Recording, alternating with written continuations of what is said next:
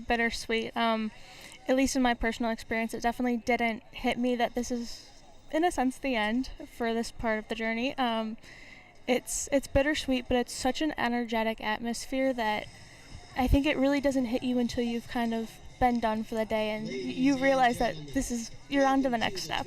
Well, we are on to the next step, and the first step of our finals this morning, the gold medal matches. I think whichever way it goes for Karen, it is going to be a warm welcome to the 2026 Hotel Planner USA Archery Collegiate Target Nationals. We are live from Lansing, Michigan, the Hope Sports Complex, and we welcome you to the gold medal matches this morning, individual and then mixed teams. And getting us underway will be the fixed pins. It'll be the collegiate women. Away to our right-hand side, we will have Karen Waters against Danielle Pollard, Texas A&M University, and Rio Grande going up in this first encounter. And I think whichever way it goes, Brianna, it's going to be emotional. Karen is graduating, is due to graduate, and she's in the gold medal match. Try and put yourself in her shoes. How is she going to keep it together? She's got a match ahead of her, but there's going to be, I imagine, all sorts of emotions going through her mind. Yes, I was fortunate enough to actually shoot with Karen during qualifications. She's a great shooter, and she seemed so calm all day, which, given our weather conditions and the wind, it takes a special shooter. So to see her in this is awesome, and I think with what I'm seeing right now, I think it's almost hasn't set in, and I think, you kind of got to block that out for right now. It's really like a one thing at a time type of thing, and I think once you finally let that arrow go, we'll see some emotion. Well, and that's the key, isn't it? It's that first arrow, is getting that first one out of the way and getting that. And talk us through fixed pins, because obviously it's a bow division that people don't see all the time. Obviously the collegiate program does, but for those that are not overly familiar with fixed pins, talk us through the scoring system. Yep. So the scoring system, almost just like compound, it's a cumulative scoring system. Same type of paper faces as compound, everything.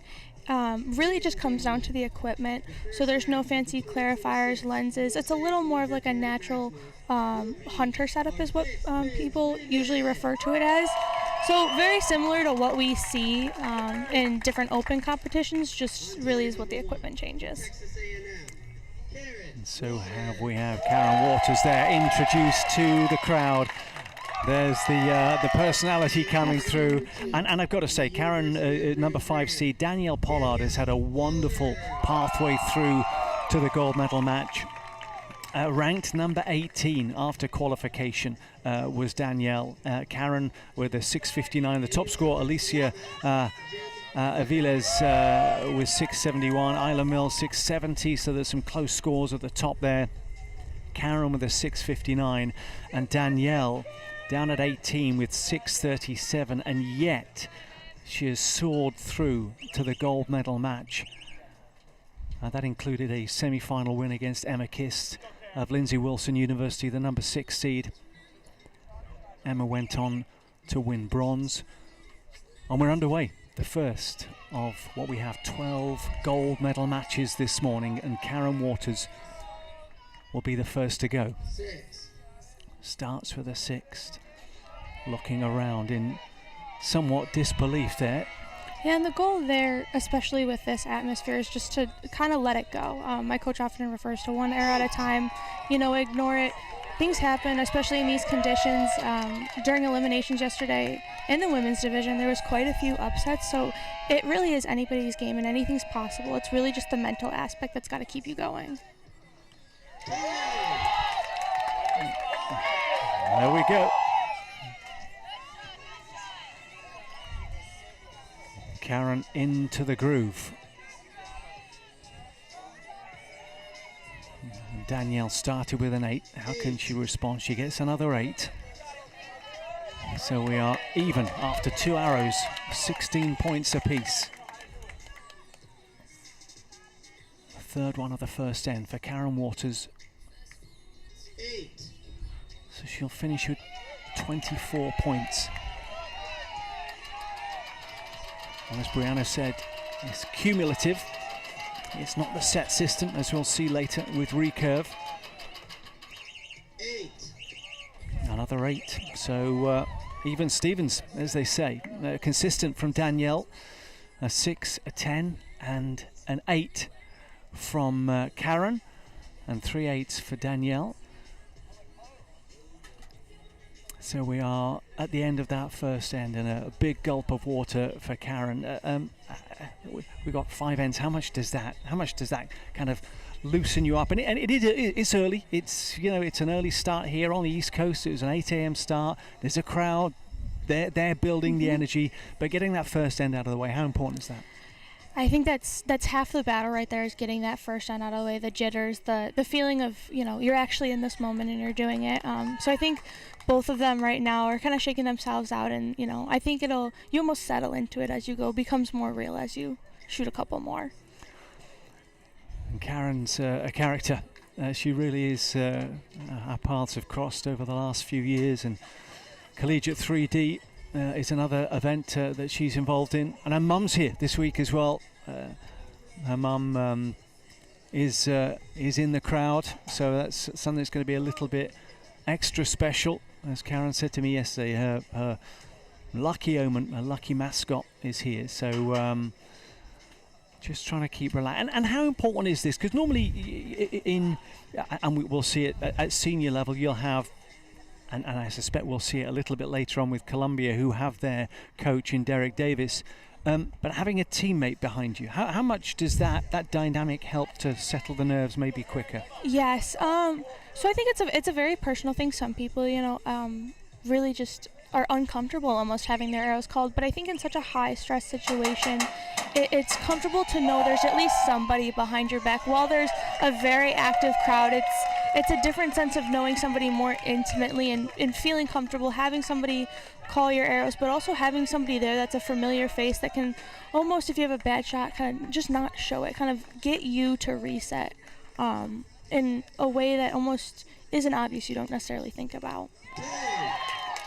Started with a 10 at the start of the second end is Karen Waters. 24 apiece after end number 1. How can Danielle respond? And she came up big with some big scores during elimination on Saturday, and she responds in kind. We've got a battle on. I've got to say the conditions are wonderful. The sun is shining, the sky is blue. There is some breeze, as you can see. The Stars and Stripes flags fluttering in the distance. Just a little shake of that right arm from Karen, settling her nerves, wiping some of the sweat away.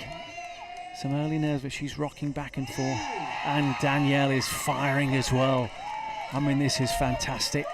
These two gold medalist contenders fighting it out.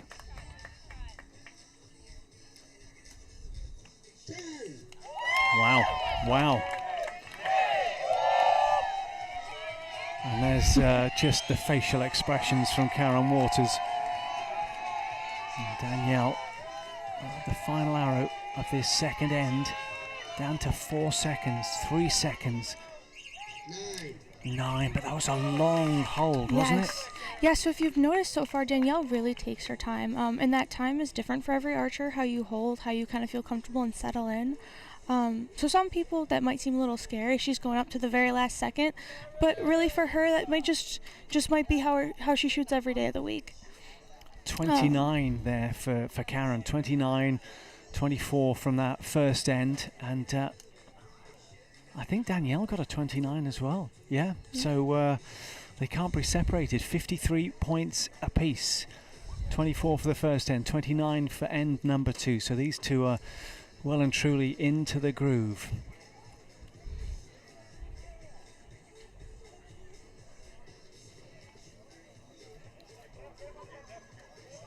We are having a few gremlins with our scoring system on screen, but we are trying to address those. But we'll try and keep you posted on the scores. And so, as I say, 24 points and 29 points, both these archers from the first two ends. So that's 53 each.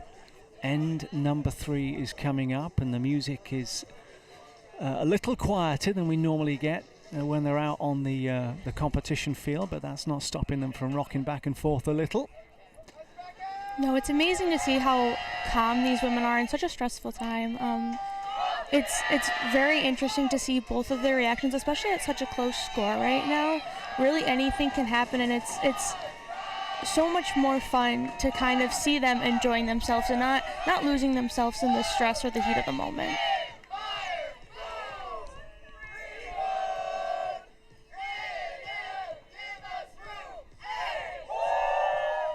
There's the Aggies of Texas A&M with their routine, just trying to hype their girl, Karen Waters. They're going to have some singing to do this morning because they've got a good number of archers involved in gold medal matches. End number 3. Karen Waters will get us underway.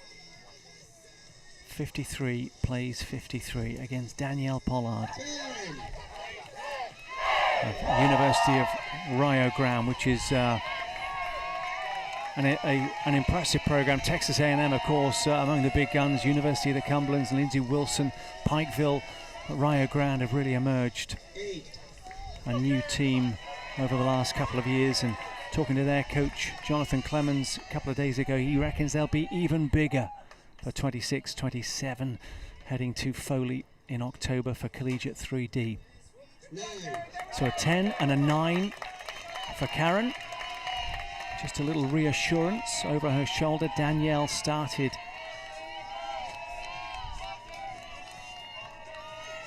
round or end number 3 with an 8 and a 7. So just leaving that door open a little for Karen. Can she keep her foot on the accelerator? Absolutely, but the key there is it almost looks like Danielle is still relaxed. You know, not letting those nerves get to you, especially with the crowd. We've got people lined up all through the fence, and I think it's so great to see everybody coming out for these ladies, and I think it'll just amp up as the day goes on. 10, so that keeps the pressure on. That's now just a 1-point game. So just it could have been a little more of a challenge for Danielle, but she's come good at the end with that maximum. So it'll be 79 plays 78 at the end of end number 3.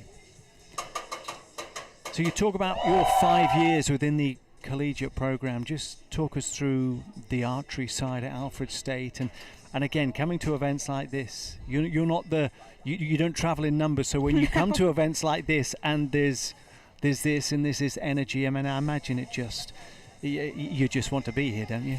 Yeah, absolutely.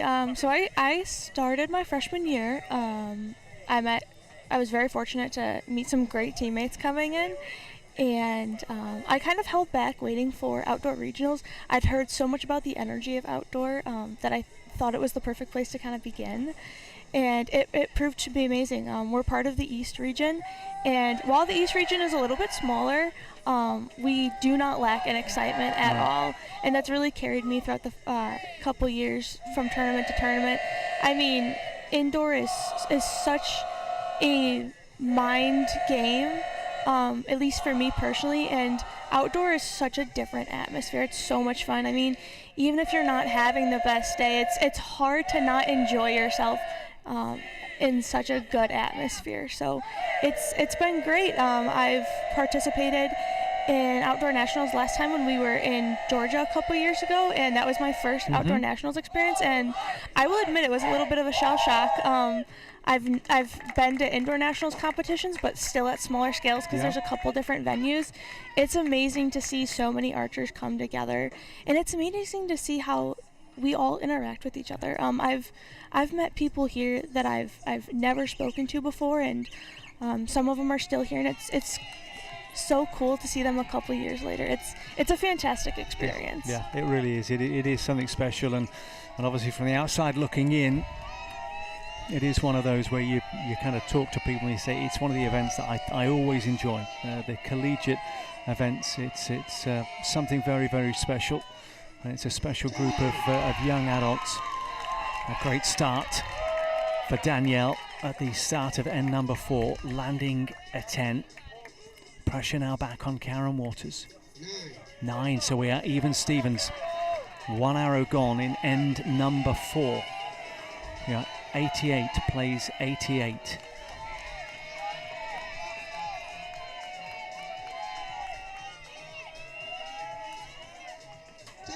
And a 10 from Danielle. You very much called it, Brianna, in terms of she still looked composed. She dropped a couple of lower numbers. I mean, they weren't the 10s, but they weren't the end of the world. There was a few 8s dotted in there, but she's fighting back. And now the pressure is on Karen Absolutely. Waters. Landing that 7. Can Danielle now turn the screw? 98 plays 85. Sorry, 95. 98, 95. I think that's now 106. 9. So I think there might be a 2-point game in favour of Danielle going into the 5th and final end. This is still very much anybody's game. Absolutely. I mean, you can see on that last end there, both of them not showing much emotion, but definitely looking back to their spotters for some reassurance. I think it's definitely kicking into them that this is a very close elimination, and it really is either of the games. So to almost kind of not watch the other archer shoot, in my opinion, is almost kind of the key. You almost have to block out that there's another person there, and you got to be in your own little bubble. Well, and Karen's now talking to her teammates up in the bleachers. I'm not sure that was a conversation necessarily about archery. I think it was just a back and forth, to be fair. But it was a 2-point game. 106 plays 104 in favour of Danielle, who's held her nerve. There was a 1-point deficit. They were level after the first 2 ends. Or should I say, sorry, after the first 3 ends. And then it's kind of altered a little bit, hasn't it? Well, in fact, they must have had a lineup, because it was a 24-28 for Karen, and then 24-29 for Danielle. 27 played 25 in end number 3, so that was a 1-point swing in favour of Karen, and then a 3-point swing in end number 4 for Danielle. That was a massive 4th end, so that gives Danielle that 2-point advantage. So there was a liner that we must admit, so our apologies there. So it is 106 plays 104. Karen will start this 5th and final end, the final end of her collegiate archery career. And it's got to be a big one.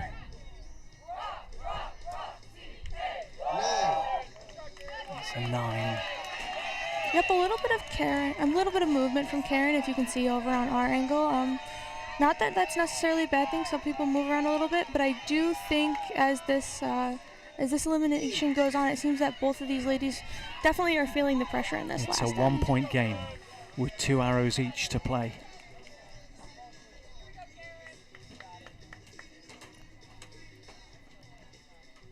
There's some movement there, you can see. Absolutely. A 10 for Karen. What a huge arrow from Karen Waters. And see, sometimes that movement, it just you really, especially at this level, have to trust yourself, and movement can really make some people nervous, especially in such a high stress situation. 9. But it absolutely can work itself out. You have to trust everything you've learned, and just trust your process, and almost just kind of let it be. We're level with 1 arrow to go in this first match. The last arrow of her collegiate journey, and it's an 8. And she's having a look. She's not 100% certain of that. So it is in the hands of Danielle Pollard. 9 or more, and she will be crowned champion. And it's a 10 for Danielle, and she ends in perfect style, and Karen turns away. But what a contest. 133, 131. And Danielle Pollard, the 18th seed, who's had a fantastic collegiate target nationals, walks away as national champion. What a first match we've had there, Brianna. Yes, absolutely. I mean, these women this year, they're putting up great scores, and even the better part of that, they're so much fun to shoot with. especially in these bigger programs. Coming from a smaller program, these bigger programs have no fear or no shyness towards these smaller schools. It really is one bigger family at these competitions, especially during qualifications. All of us talking to each other, having conversations, keeping the energy light. It's what makes events like this so much fun, no matter where you fall in line. Absolutely. What a great start. What a great performance from both of those archers. And Danielle, we will see her again, no doubt. For Karen, they're trying to get the photo. It's proving a little bit more complicated than it possibly should be, but we've got that one in the bag. The fixed pins college women, Danielle Pollard of Rio Grande, gets the hug from her coach Jonathan Clemens. And she will take gold. Silver for Karen, and bronze, which was confirmed yesterday. We had elimination matches all the way up to bronze medal for the individuals. We had that yesterday, and it's Emma Kist of Lindsey Wilson University. So I believe, yes, you can see the scores now. You see, we got there. It's a Sunday. We're just taking our time. It's a slower start, but I've got to say the guys working behind the scenes have been phenomenal. And you'll be fortunate that they're not on camera because they've not had a great deal of sleep, bless them. But no, great work being done behind the scenes, and we are absolutely delighted to be bringing you this coverage through USA Archery's YouTube, and of course our grateful thanks to Hotel Planet, the Lansing Sports Commission, and Michigan State University. Great hosts that they have been, but we've got some exciting archery to come, and if that first match is anything to go by, we've got a decent few hours lying ahead. Brianna Fagan is alongside us from Alfred State, a fixed pins archer, taking us through fixed pins for the opening two matches. And this one is another Texas A&M. James Brown, the 4th seed, will face Aidan Woody, the number 2 seed, University of the Cumberland. So two giants in the collegiate world, these two schools, and they battle back and forth in terms of the overall national champions. And Texas A&M picking up a silver from the fixed pins women. James Brown will be looking to go one better. He's on target number 1, Aidan Woody on target number 2.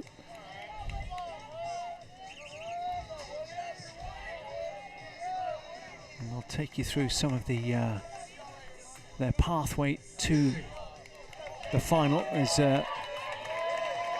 Aidan starts with a 9. Let's see what James's first arrow is. A 9 for James, so strong, solid start for these two archers. And he's into his groove already, is Aidan, who was a 683 during qualification. Wesley Ellsworth, 684 was the top seed. James 678 and a 10. So 2 9s, 2 10s for these two archers with their first 2 arrows. There we go. 29 to start for Aidan Woody. Doesn't look like there's too many nerves from these fellas. There we go. 29 apiece. And they look pretty relaxed to me. They do.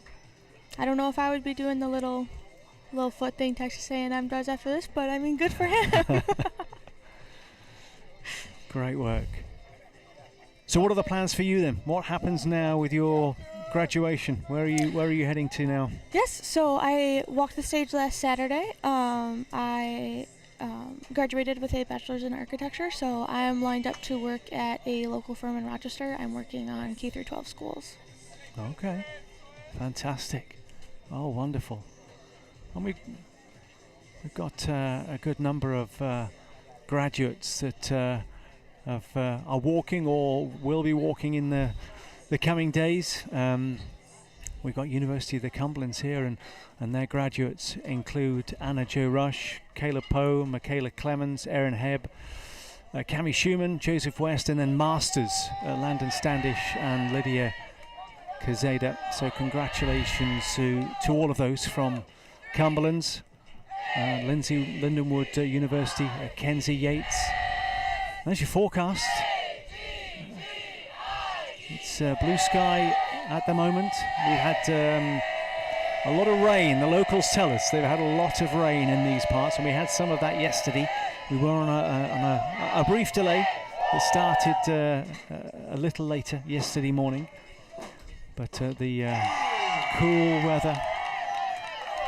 And would you suggest that's a gentle breeze for you in archery terms? Is this a gentle breeze? I would say so. Enough to know it's there, but to not really worry about so far.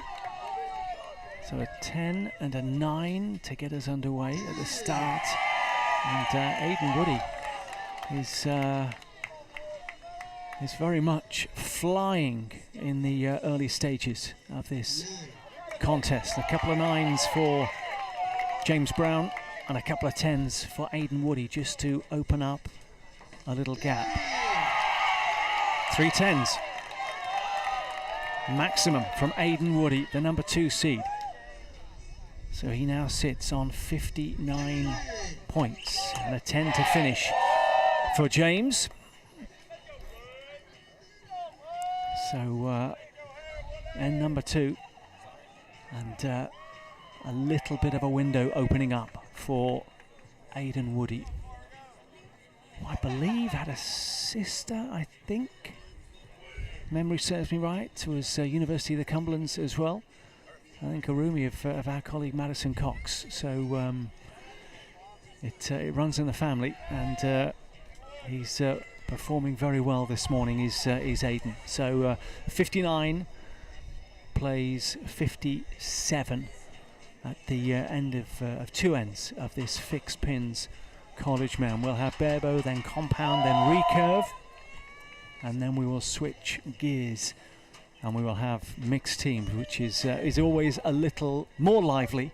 What experience have you had with mixed teams or team rounds? Have you managed to do any of those? Yes, so I've done mixed teams with a couple different partners.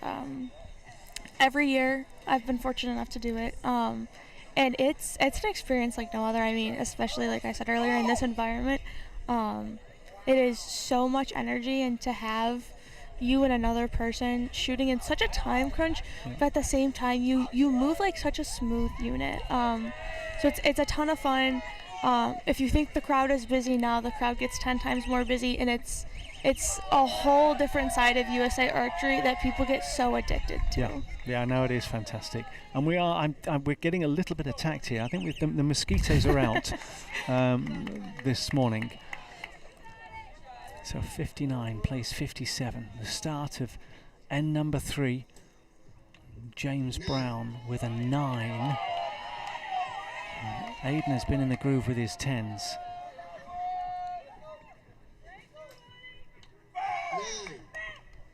He's got the 9.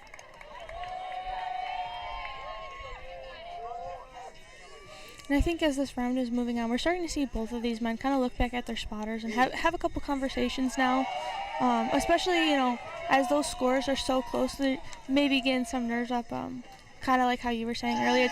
It's so important to have somebody behind you that you feel comfortable with and can almost hide their emotions and just keep your mindset in this.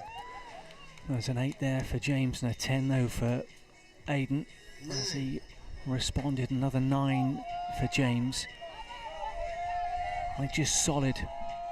And he's landing 9s, but Aidan's landing 10s, and he's done so again. And he's bringing his game, isn't he, this morning? Is Aidan Woody, University of the Cumberlands, who were overall champions 12 months ago. And Chris and his team will be looking for a repeat.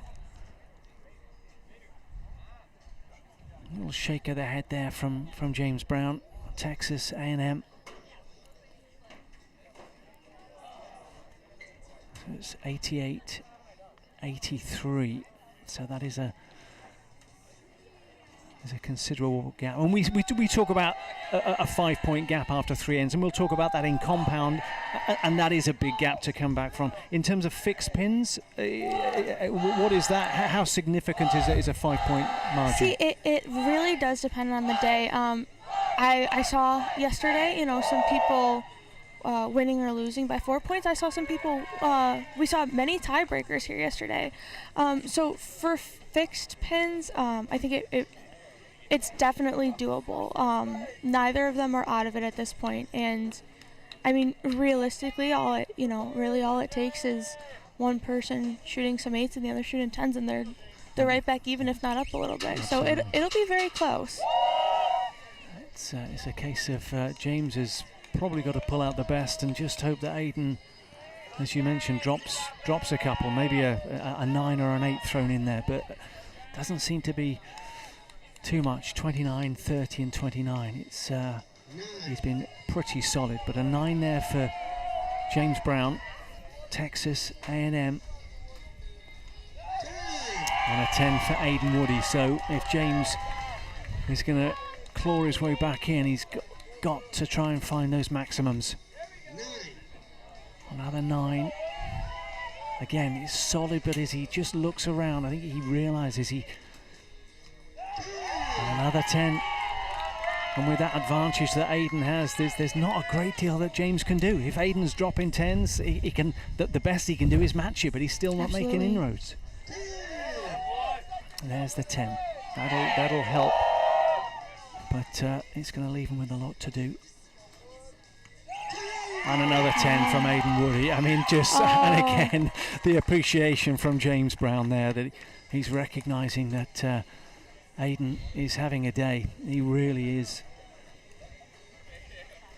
He's dropped just 2 points across the 4 ends as Aiden Woody. Let's have a look at some of his other scores. So Aiden had a 133, a 139. Looking through his eliminations, where else are we? A 141. Trying to see if that's the best. So 141, 139. Let's have a look. I'm just going through Aiden Woody's scores from eliminations to see what his best score is. I think 141 we had. 140. I think 141 might be his best score. I think he had a bye in that early round. Scrolling all the way down here, just bear with me, just chat amongst yourselves. There we go. So yeah, 141 was his best score, and he's where is he at the moment? He's at 118. So he could be on for a 148. I mean, he's going to have to drop some points to get anything near what had been his high score through eliminations, which was 141. So he's playing out of his skin in this gold medal match. So again, we talk about if nerves was going to be a factor, it is not. He has raised his game. So a 9 to start. There's a 7-point difference at the start of this 5th and final end. 8. So maybe he is human. But again, it's a phenomenal performance from Aiden Woody, and James looking to finish strong, and the teammates behind him are looking to rally him as well. The fixed pins, college men. If you're just joining us, University of Rio Grande, Danielle Pollard with a 133-131 win against Karen Waters. Well, it'll be Aiden Woody with the gold medal as he finishes strong. A little point of acknowledgement and a shake of the hand from James Brown. And Aiden Woody with a huge hug there. The number 2 seed. And he's the national champion for 2026. What a performance. And a little shrug of the shoulders, and he can almost kind of breathe now. I mean, he just looks so relaxed, didn't he? Yes, they both do. It's crazy. I don't know they do it. Like I said earlier, I think you almost just kind of have to put yourself in a bubble. I mean, some people thrive on the other energy. Some people kind of shy away from it, and both of these men really seem like they thrive on it, especially with their team lined up on the fence. What are you going to take away from your archery journey in the collegiate program? Oh gosh, I've had a lot of great experiences, but along with that, I've had a lot of great lessons. I think this sport was not something I did really competitively until I got to college, and a couple of the lessons that it's taught me is, especially as we kind of see here now, there's just because you don't have something go your way necessarily, or just because you have a bad day, there's still so many good things that you can take out of it. I mean, as we've seen here at this tournament, it really can be anybody's game. So kind of always keeping your head high and keeping your mind into whatever you're doing has been a big realization for me through this sport the past couple of years. Fantastic. And the last few days, as this is going to, as we said, is going to kind of bring to an end your collegiate journey in terms of this environment. What are you going to miss? Because when we're normally doing events, it's the results, it's the medals, but yes. This, and I'm pointing to the left because that's where the bleachers are from as far as we're sitting. We've used the word family and community over the last few days, and you talk about everybody mingles. Yes. It's not just the archery, not just the competition you're going to miss. It's the community as well. Absolutely. I mean, just in the East region alone, there's a couple archers that I've shot with going on 3-4 years now. One of them I watched graduate last year, and it's friendships that you never thought you would have, a closeness that you never thought you would have. I mean, gosh, it's so funny. You see him 2 or 3 times a year, but you just jump back into the rhythm with them. So I think that's definitely something I'm going to miss is everybody, even if you only see him once a year here at Outdoor Nationals. It's definitely bittersweet to see this continue and not necessarily be a part of it in the same sense. Well, we thank you for joining us this morning, yes, Brianna Fagan from Alfred State, and safe journey back. Thank you. Heading back and for whatever comes next. Thank you. Wish you all the best. So thank you very much. That's the fixed pins. We're going to be having barebow coming up in just a few minutes, and we'll be starting with barebow college women. That'll be Muskingum University and Wabash Valley College. The number 1 seed, Kelly Hovermail, and the number 6 seed, Becca Follett, will be joining us. So they'll be heading into the middle very, very soon. But as far as fixed pins is concerned, that is not... that is going to be for another day, because we are finished with fixed pins. Now, in terms of barebow, and it'll be a little bit later on, it'll be in the mixed teams, there is a young lady who we're going to hear from now, and her story over the last year is fantastic, and Brianna talks about the community and the camaraderie that the collegiate archery family has, and I think this young lady's story epitomizes that. Let's have a listen. Here with Anastasia Godman, and your story is an incredible story. We spoke a few days ago, and you were all smiles, but there's been some serious incident over the last year that's happened to you. Talk us through what happened. So on March 28th of 2025, I was in a car accident where I was both T-boned by a minivan and also hit by a semi-truck. And the consequences, the outcome of that was what?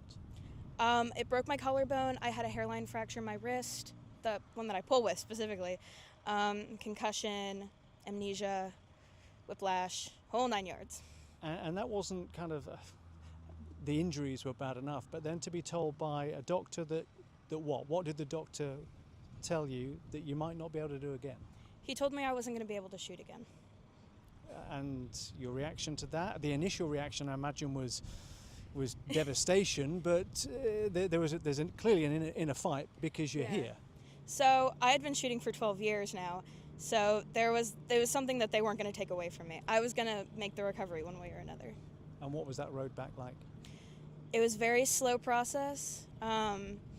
I didn't get to practice half of our 3D season and was still able to go shoot with the team. I think I started practicing that a week before we left, and I was still able to succeed in that.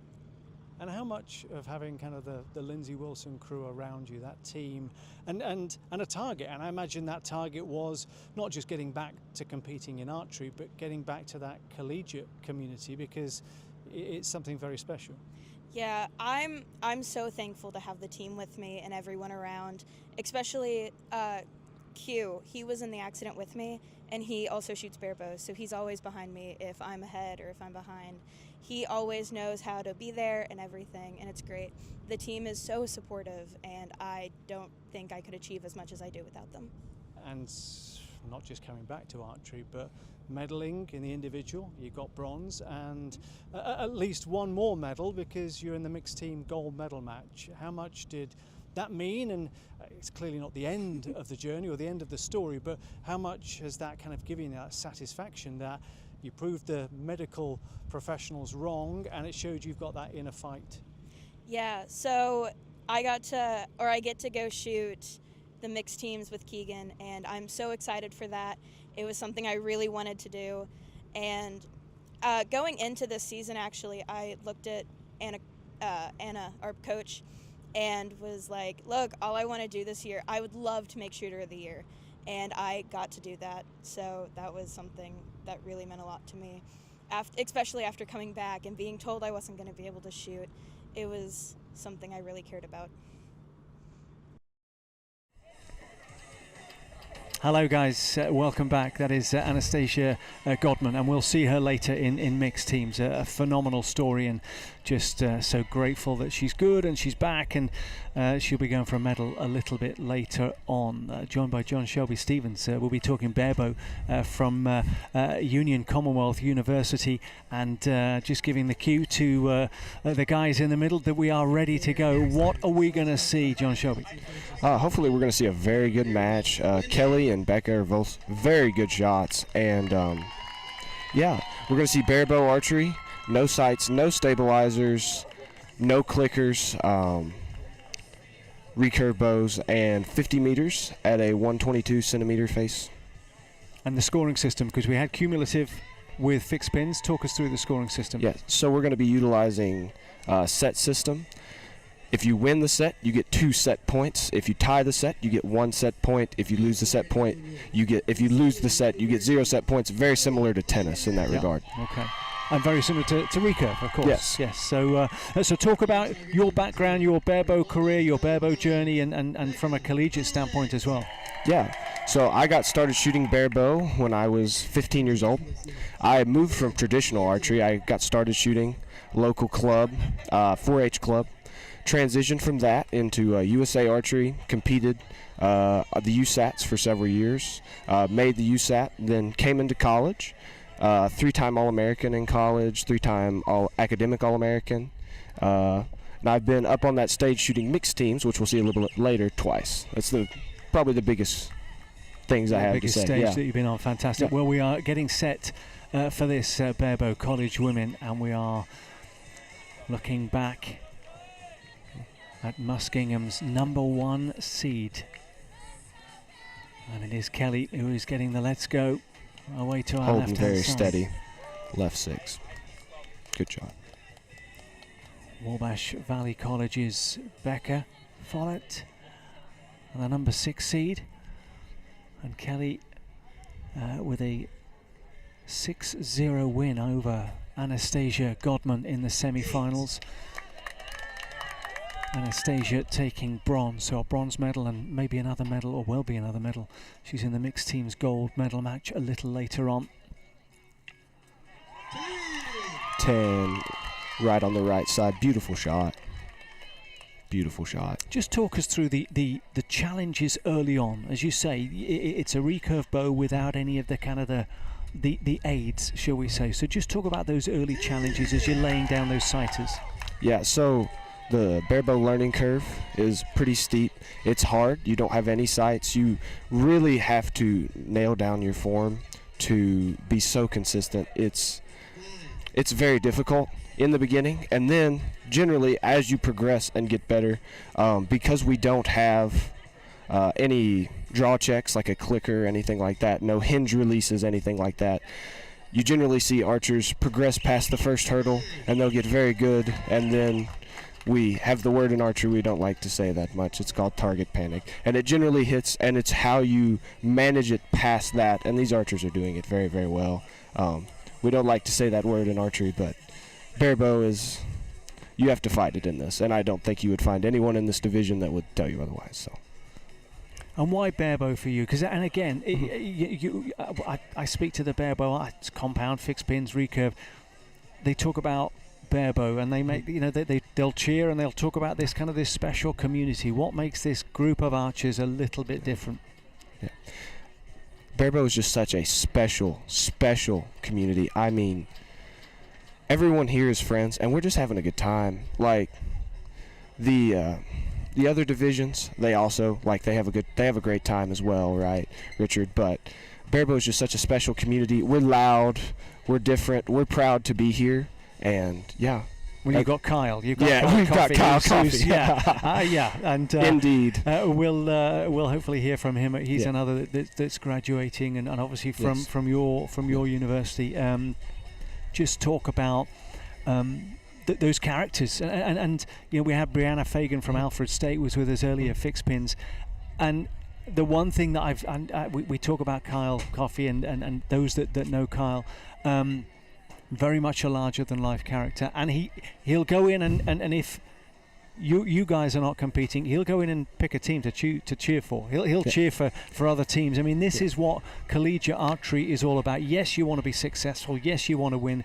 But as we saw in that men's fixed pins, you're pleased for each other. You're happy for each other. It's very much we're all friends at the end of the day. Yeah, we're all friends at the end of the day. Bare bow's a community. We're all friends. We're all hanging out. At the end of the day, we're all just hanging out and shooting our bows. Kyle is a larger than life character. That is a great way to put it. Absolutely. End number 2, and Becca took the first 2 points. The first set going to the number 6 seed of Wabash Valley College. 8-9 line there. Good shot.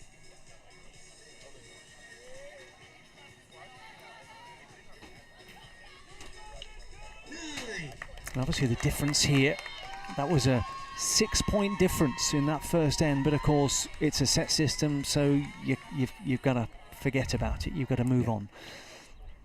Yes. And bare bow, anything can happen. As a good friend of mine, Maggie Brensinger, was always famous for saying, any given day, anything can happen. And these conditions here, because it's almost a mirror image of the competition field. This is not where you guys had qualification and eliminations. This is a standalone finals field. How much is that, those first few arrows, is that a little bit of an adjustment? I know there's a practice area away to our right hand side, but the wind direction, just the position, again, we've got a bleacher on our left hand side. Once the arrow gets beyond that, the wind could kick in. So how much is just the different situation? Yeah, it's a big adjustment, I think, coming out here. Obviously what we're doing, everyone here knows how to shoot bows. The biggest thing for me personally when I shot on this stage was actually having the cameras in front of me. That was a very big deal. But yeah, sighting in, the wind's different, the lighting is different. That will take a little bit of an adjustment. First couple of rounds, There is the Muskingum mascot. I learned his name was Magnus. Magnus the Muskie. Yeah. Well, I learned it was a fish. Yeah. So there we go. I suppose that would be the case. We are at Collegiate Target Nationals. It should be. You should learn something, and I have learned something this week that the muskie is a fish. So we have. I tell you what, one of the most exciting parts of the week was when Sparty turned up. Yeah. The MSU mascot, the Michigan State mascot Sparty turned up and was here for about 45 minutes, and very exciting. So we got to see Sparty. But there's a bit of a hill for Kelly to climb from Muskingum University. She's lost that second set as well. Becca with a 26, Kelly with an improved 24. Yeah, they're shooting really great right now, both of them. She is down 4-0, and that is part of the set system, but sometimes how you shoot isn't reflected on the scorecard. Hopefully, she'll be able to pick it up. They're both shooting really, really good right now. And there's some, looking at the elimination rounds yesterday, some of the higher seeds were performing wonderfully well. 15 seeds coming through. And I think even in the semi-finals, I think Michaela Clemens got through to the semis and ended up losing that one. And finishing fourth, as we say, Anastasia Godman getting the bronze. So end number 3, some work to do. Left side 8.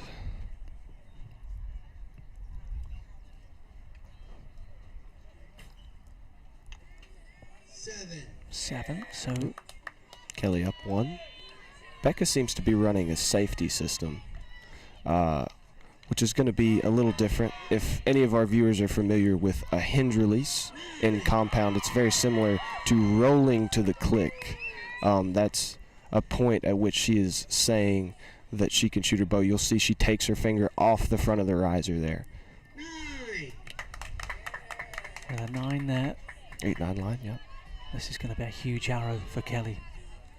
And the breeze has just picked up a little. Certainly if our booth is anything to go by. And 9, that's a good strong shot. Third end from Kelly, and she needed that. Strong 26.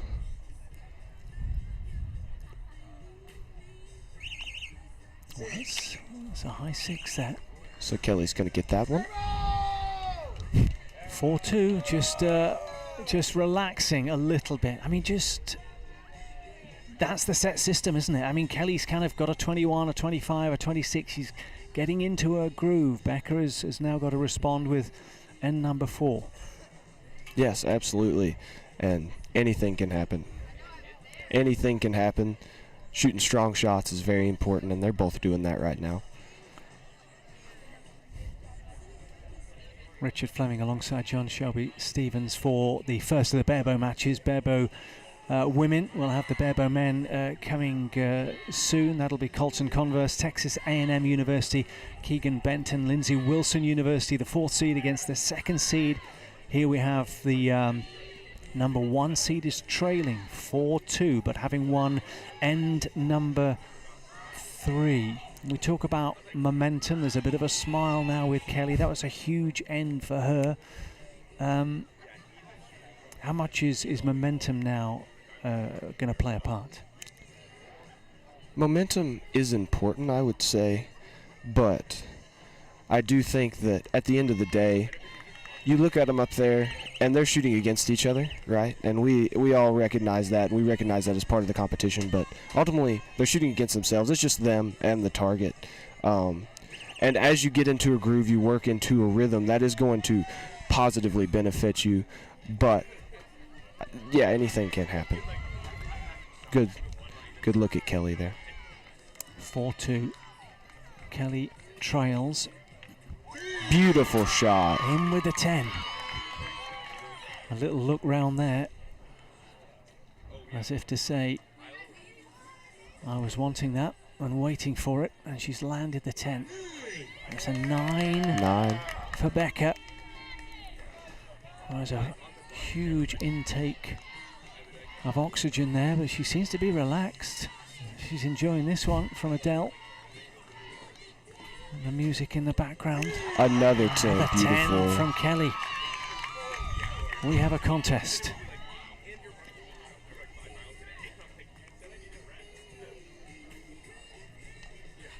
Another 9. 9. So it is advantage Kelly. She's got to finish off this.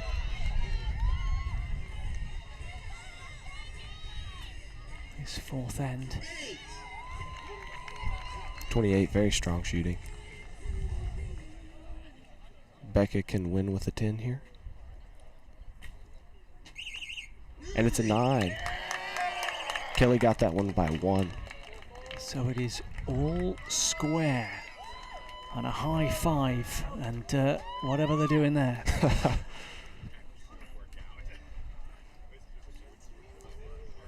fantastic to see the students, the collegiate students out there, and you are one of. I've got a list here. I've got a list here of some of the schools where we've got some graduates, and your name is there.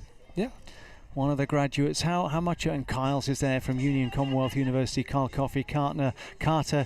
Now, how are you saying that? Shinavere, yes. I believe so. TJ Ramsey and John Shelby Stevens graduating. And we heard from Brianna, she's graduated. Bittersweet was the phrase she used. You're starting the next journey of your life. How important has this collegiate program and collegiate archery program been? It's been everything to me. This has been my life for 3 years. I did 2 years for my undergrad. I did an associate's degree in high school, then went and did 2 years for my undergrad, and then I came back to shoot my master's just simply because I loved it that much. This has been everything to me.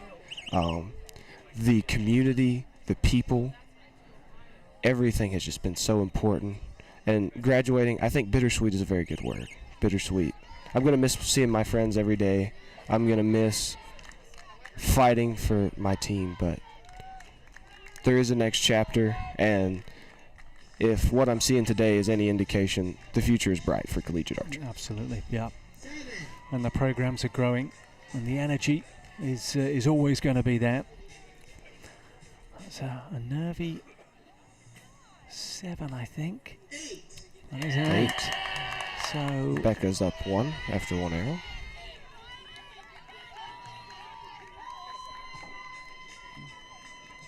Kelly to respond. Landed a few 10s. Oh, that's a big arrow over to that left-hand side. And the door has just opened a little wider for Becca. 9.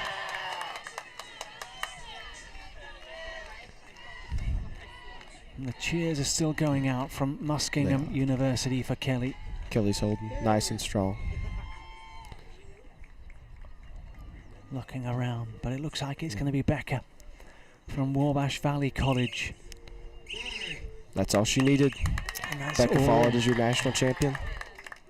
Congratulations to her. College women. There we have a shake of the hand and beautiful sportsmanship. Fantastic. Kelly, the number 1 seed, she fought her way back into the contest, got back to 4-4, and then that 5th end went the way of Becca Follett of Wabash Valley College, and another great back and forth, another great contest, and the first of the barebow. We'll see barebow men coming up shortly. We'll also have mixed teams as well, but fantastic. Yes, there we have the champion, the national champion is Becca Follett.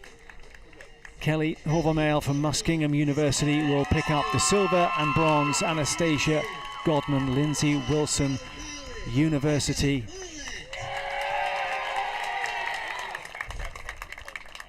And they're just stepping forward. They're going to be posing for the camera. So let's look back on your collegiate archery career then. What is, you mentioned some of the highlights. What away from the medals and the points and the spotlight and the stage, is this behind the scenes that is a big factor. And people talk about a sport within a collegiate program. There's so much more than just the competition when you talk collegiate archery. Yes, there is. There's the cheering, there's the camaraderie, there's the fact that you see these people every day. Like, these are your friends, and in time they grow to be your family, right? Because you're seeing them every day, you're working with them, you're working towards a shared goal. I mean, you can hear the people on the broadcast can hear the screams. People love this, and we don't get this in archery. Like, if you go to a USAT, you go to your just your average local shoot, there's nobody screaming, there's nobody yelling, and there's nothing wrong with that. Yeah. There's nothing wrong with that at all. But I'd much rather hear that screaming. And you've been in this situation, you've been on this stage, and is that an adjustment? Because as you say, you don't necessarily even hear it during qualifications as much. Not as much. And certainly not during kind of regular competition. So to get that, how much is that something? It's another noise you've got to contend with, but it's a nice noise. it is a nice noise. It shows that the people that you're working with, that like I'm talking about, that your friends that become your family, like it shows that they care. That's how they're expressing it to you. That's their support. And it's not just, oh, I only cheer for people on my team, right? Like this sport is so welcoming and so friendly, right? I mean, when you're not cheering for your own people, if I know somebody else, I'm screaming for them. Yeah. I know you mentioned that with Kyle earlier, and that's a pretty common thing, and that's pretty awesome, I think. Well, I think we are waiting for Barebow College men. We've just been given the signal. I notice it's Michael Plummer. Just notice it's Michael Plummer who's behind the microphone, who's, of course, been in the collegiate program. Successful recurve. And shot from Mount Marty, I believe. Yeah, so he's the one announcing the archers for them to step into the middle, and we're just waiting for them. This is our Barebow men. The Barebow men are being called into the arena. So we've got time to mention a few other graduates from California State. Barkley, Avery Brooks, Yuxian Kai, Grace Koo, Crystal Zhu, and Jasmine Lee. Others that have been here this week. That'll be walking or will have walked. Have you had your graduation, you guys, yet? Yes, it was the week before this weekend. So it was the weekend of the 9th. Here we are being introduced. Texas A&M. Colton Converse. Colton Converse. Keegan Benton, number 2. The number 2 seed from Lindsey Wilson University. Texas A&M, Colton Converse, the number 4 seed. You'll know these guys very, very well. What can we expect? They're both great shots. Colton is a little bit newer to the scene. Keegan has been shooting for a while. This is his freshman year, but he's been shooting on the international scene for quite a while. They're both. I watched them both shoot semi-matches yesterday. Great shot. Keegan edged out another great shot. Chase White shot phenomenally. It was just a show, and I believe we're in for a show right here as well. And the conditions, looking at these conditions, favorable. More favorable than yesterday. Yes, yeah. Well, yeah. Yesterday was a challenge. Indeed. Keegan off first. Keegan holds a long time. He's down to almost 3 seconds there. 20 seconds. So each archer gets 20 seconds per arrow. 8 for Keegan. Let's see what Colton shoots. Do believe that was an X. Straight out of the blocks there for Colton. And we'll look at their ranking. Keegan with a 607. Trapper Furbacher 611. Chase White 603. Colton 590. 7. So 2 8s and a 10 and a 7. So Colton has a 1-point lead going into the final area of this set. Keegan's holding nice and strong. He holds and he's pulling. And there he got that shot to break. No, I'm intrigued. He had the sunglasses on as he approached, taking those off and the eyes adjusting as quickly as they had. How is that a factor? You brought sunlight into the equation, haven't you? Yeah, you have. Generally, you'll find it's just personal preference. I do believe with sunglasses. I personally don't like shooting in them. Some people do. It is I would say a little bit bright to be taking off the sunglasses that immediate, but. And we've got, there's a lot of white in front. We've got these the sponsors, very kind sponsors, Hotel Planner, of course, the event sponsor, and we thank them. But Easton and Trueball and Matthews and Vortex and Carbon Express and Hoyt and Shrewd and all of that, and the sun is bouncing off of those. So you take the sunglasses. So fair play to Keegan. He adjusted pretty quickly. Yeah. No, they're both shooting really strong shots. We need to get a little bit more noise. So Texas A&M being the orchestrator is Venu Kunavakam, who's another that has graduating from Texas A&M. Yeah, Venu actually has the national record for college barebow. Yeah, He set that 2 years ago. Yes, I and he believe. stepped in because, of course, he stepped in from recurve, and I believe he stepped in quite late on. Texas A&M very famous for their chants. I do believe they have like specialized practices where they go over them. It does look keenly choreographed.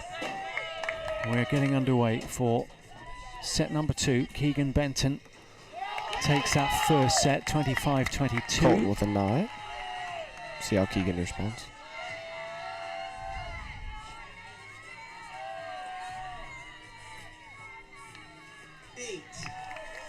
Eight strong shot. He's favoring that low right corner there.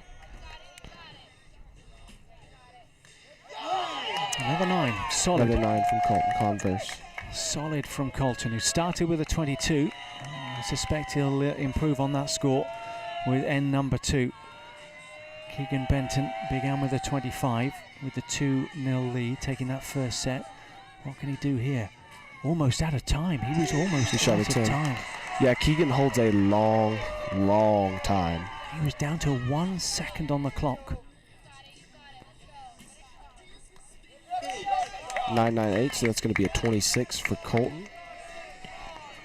Let's see where Keegan drops to on this one. 26 for Colton. Down to 6, 5. And it's a So 9. Keegan's going to get that by 1. 10.98 to 9.98. A little fist bump. I mean, you talk about Keegan holding long, and he holds a kind of the 5-6 mark. He got down to the 1 or 2 set. At what point does the spotter, at what point does the guy behind give him some kind of heads up when you're getting that close? Yeah, it really depends on the archer. Archery is such an individual sport, right? I don't know what he's told his spotter. I will tell you that Kyle Coffey, when he wants to know is when it is 2 seconds. He says, give me 2 seconds and I can get it to go off in 2 seconds if you tell me, and I know the time's about to run out. But don't tell me until then. Now, if that's the case with Keegan, I don't know. Generally, a 10 count is pretty common, counting down from 10. I like to know at 10, but some people, think they could just get it to go off a lot faster than I can. So, wow. Well, he was cutting it fine, but it seemed to have worked. 25 points and 27 points for Keegan at 22-26. Both archers improving on their first ends with ends number 2, but Keegan with the 4-point advantage now. 4 points to 0, taking the first 2 sets. End number 3. And it is advantage Lindsey Wilson University. Texas A&M, who have gone silver in their first 2 gold medal match appearances. Colton looking to try and turn this one around, but he starts with a 6. Right. 6 right, and that wind has just picked up.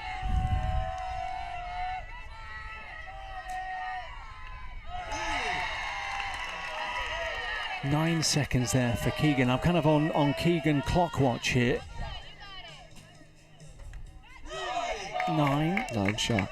Good shot for Colton. Well, maybe he's hurrying things up. 8, 7, 6. He's looking to wrap things up pretty quickly, isn't he? Yeah, he is. He is. I think he's realized he's come close to not getting his arrows off. I think he sped up a little bit. Yeah.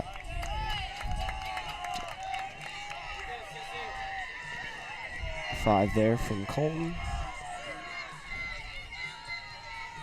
This one, the final arrow for Keegan Benton. For the gold. For the gold, Keegan There's Benton your is your emotion. national champion. There is your reaction. Lindsey Wilson University, Keegan Benton, the number 2 seed. And he'll take the gold. Colton Converse, a wonderful performance. The man from Texas A&M. Yeah, Keegan is very excited, understandably so. He's lost his Very sunglasses. excited.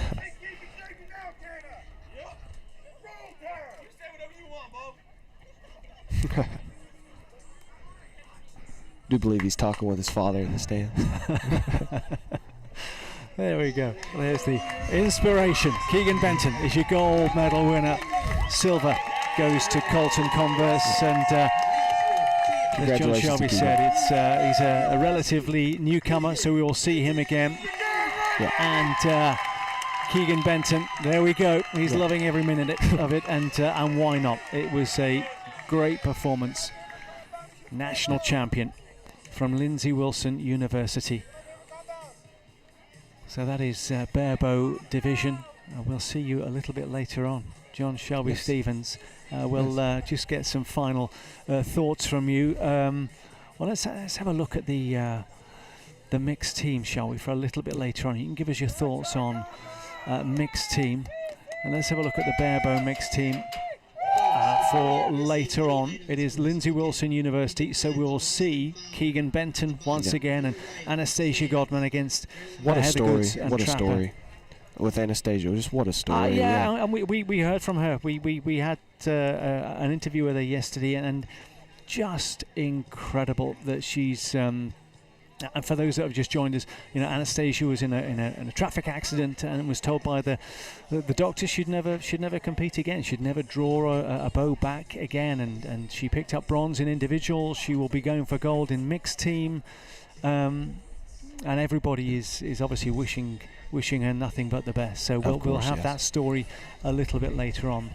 What are you going to take from your overall, and I asked this to Brianna, and we'll see you a little bit later. You'll help us call the mixed team finals. But what are you going to take away from this week, but also your collegiate archery career? The friends, and obviously, you know, my degrees, but the friends, the cheering. It is a bittersweet moment, but the biggest thing I take away is the friends I've made. Yeah. I've made very good friends. Fantastic. Yes, well, sir. we have got some more archery to come.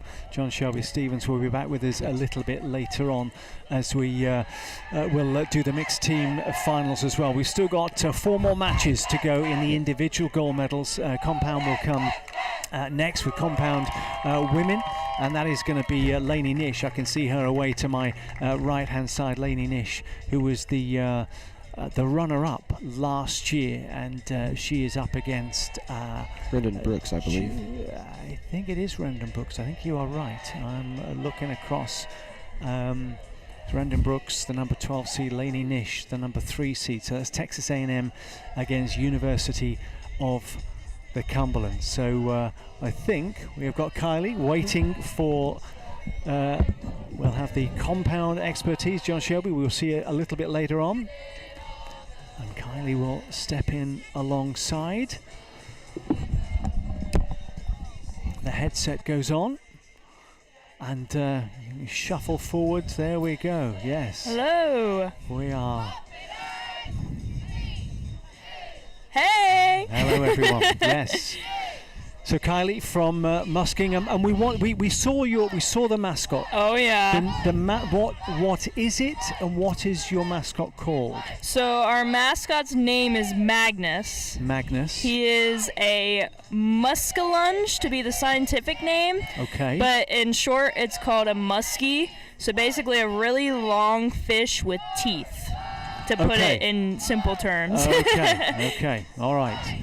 So how has your last few days been? How's the Collegiate Target National been for you? It's been really fun. For this being possibly one of my last, it has been a really good experience. Like, everybody has been on, like, a good mindset, and everybody's having a bunch of fun, having a blast. So it actually has been a really good weekend. Well, I'm looking on my list of graduates. So have you graduated? I have. So have you already had your graduation? I have indeed. Okay. So what happens next? Where does life take you next?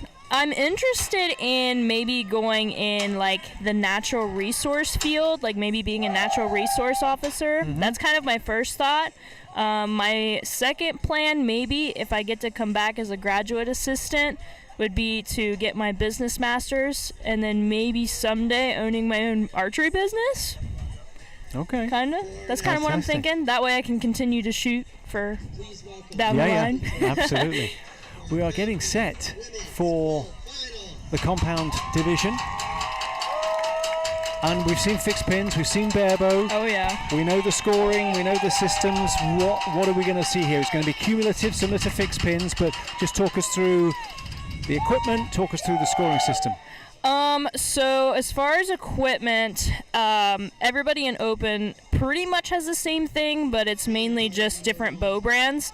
What I'm seeing out there right now is we've got a Matthews title out there.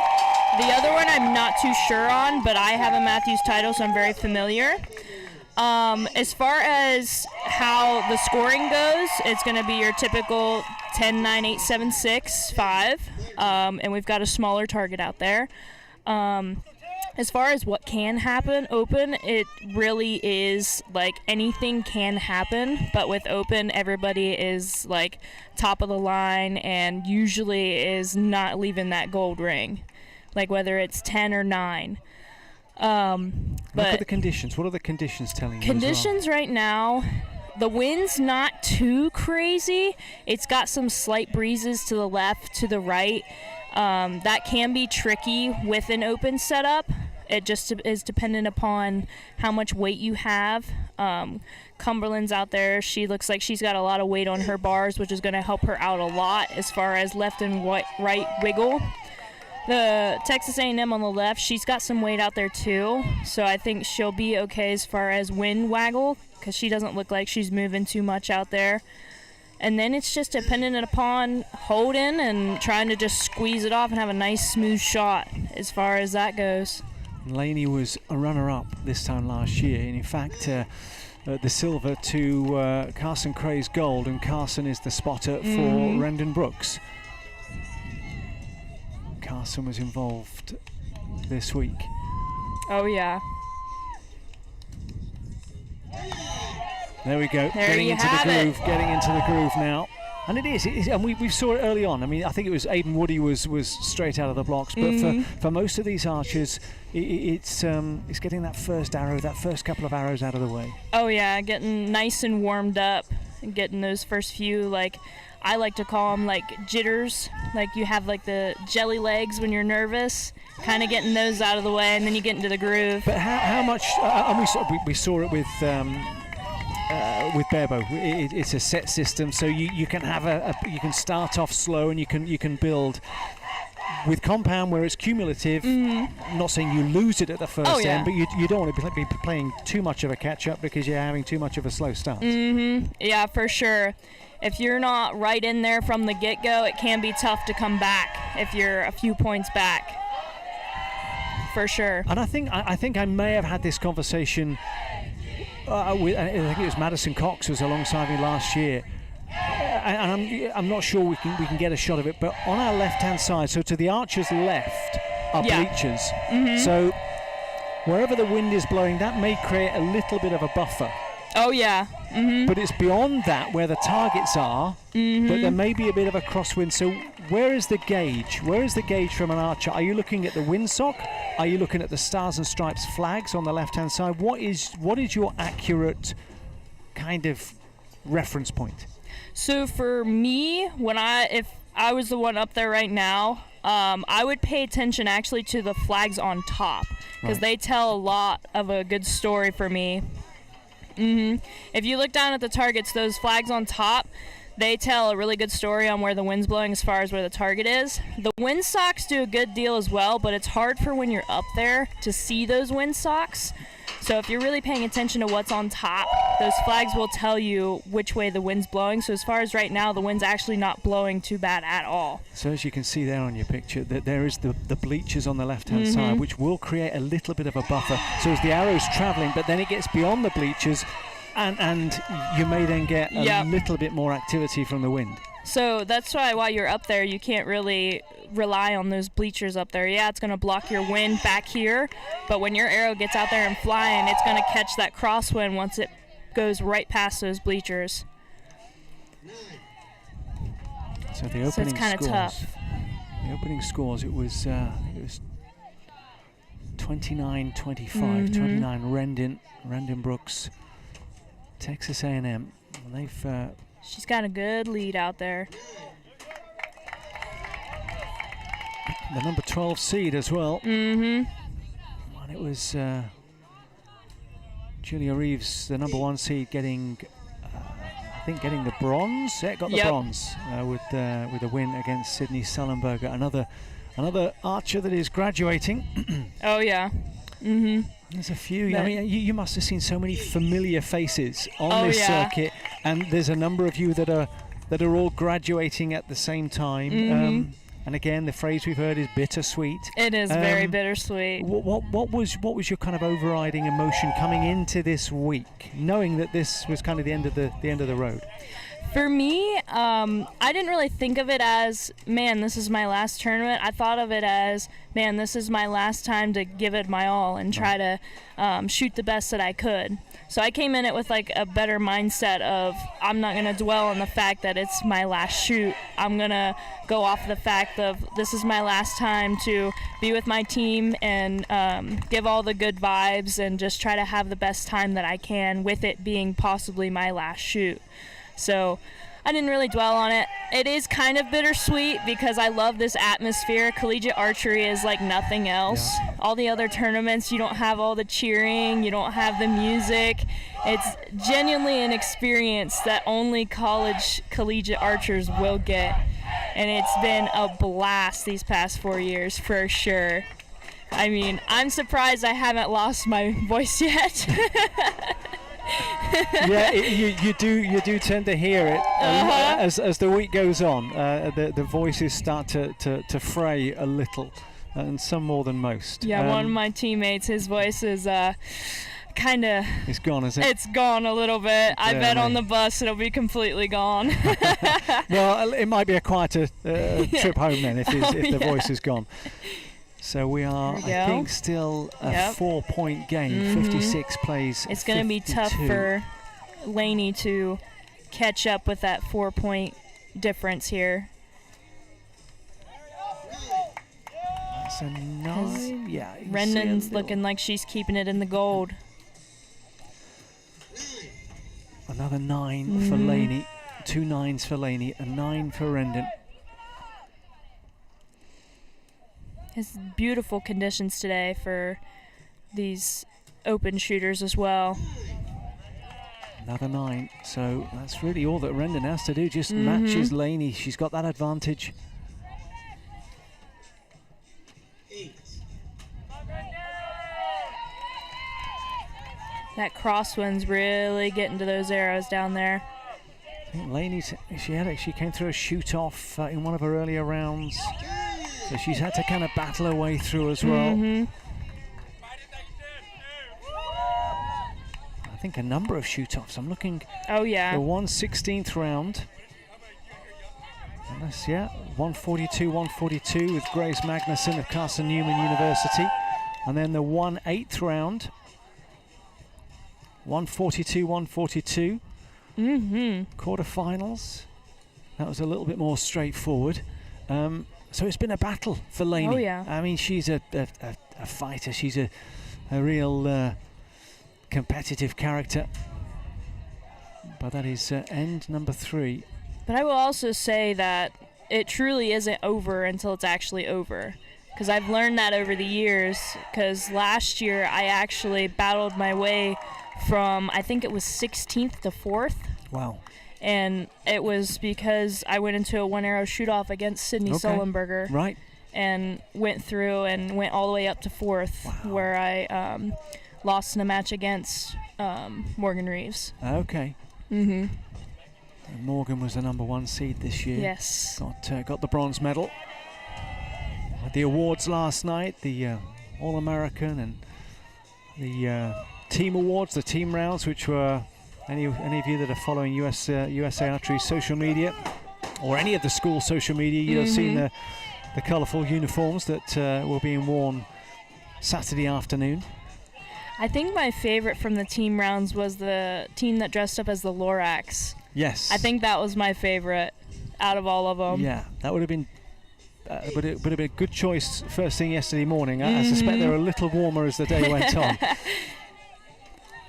So it was a 7-point gap coming into this fourth end. And Rendon is still applying the pressure. There's been a whole host of silvers for Texas A&M this morning. Rendon Brooks looking to edge the first gold, and I suspect her teammates will let her know. Okay. All right. I think that's her second shot, I believe, out of the gold.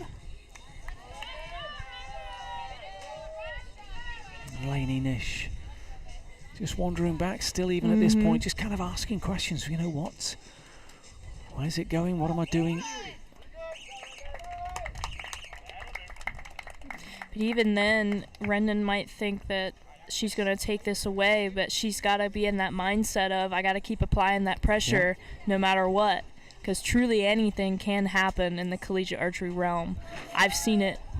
I mean, Morgan Reeves, I was watching her shoot over there, and I walked down and I seen a 7 on her target, and I'm like, oh no, what happened?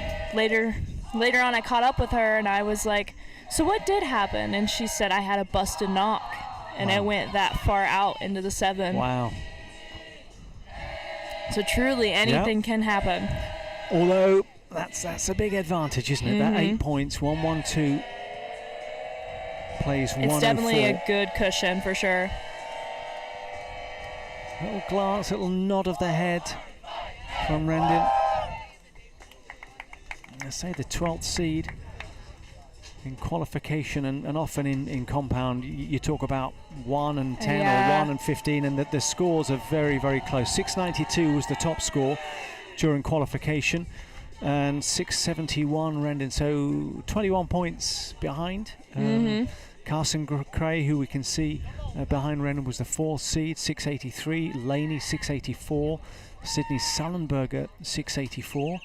But more whether it's X's or 10s, it would have been the tiebreakers. And as you say, Morgan Reeves was 692. But it's the 3rd seed and the 12th seed that are into the gold medal match, and it is advantage Rendon. Laney opening with a 10. 5th and final end, but as you say, Laney just trying to apply some pressure. How does Rendon respond? Well, there you go. That's how she responds. Arrow for arrow. That's all that Rendon has to do. Hey. And Laney now is bringing it, but she's bringing that pressure, trying to put pressure on Rendon. There's going to have to be some collapse, I suspect, at this point. It's a 9. It's still not... Still within that gold. It's not going to help Laney too much. And she's gone high with that one. A little wistful look to her spotter.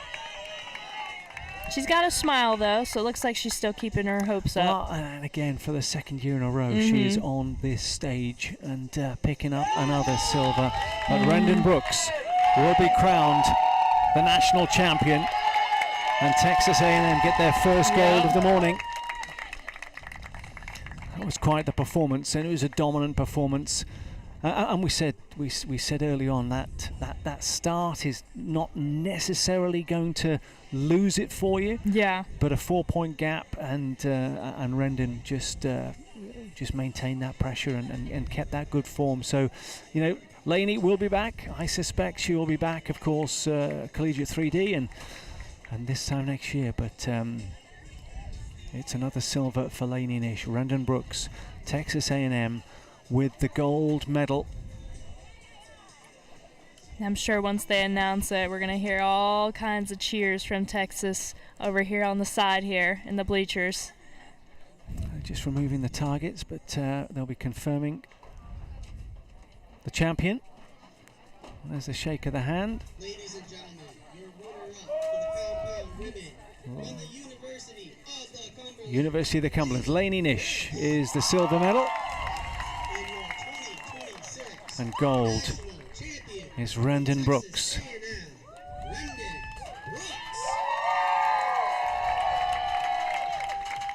just trying to get their photo. There is Carson Cray, just wandering out of the shot. So there you can see the full lane from back to front. Texas A&M. I've got a gold in their pocket now to go with the, what is it, 2 silvers, 3 silvers? I'm losing count. I know. It all kind of goes together once the day goes on. It begins to become a bit of a blur. We've got a lot of activity over the next few weeks and months. May is the start of a busy spell in the USA Archery calendar. Next week, the first of 2 editions of the Eastern Foundation Salt Lake Summit. The second event, of course, in the USAC Qualifier Series. June isn't much quieter, both field and 3D nationals, each including US team trials, and the third of 4 events in the USAC Qualifier Series. That's the Eastern Foundation SoCal Showdown. So we've got a busy next few weeks. What is next on the archery calendar for you? I mean, I know collegiate archery, but how are you continuing the sport? So after this tournament, I'm moving on to 3D. So Okay. I'll be setting up my 3D bow here. London was at the end of this month, the ASA, but I don't think I'm going to be able to make that quick turnaround.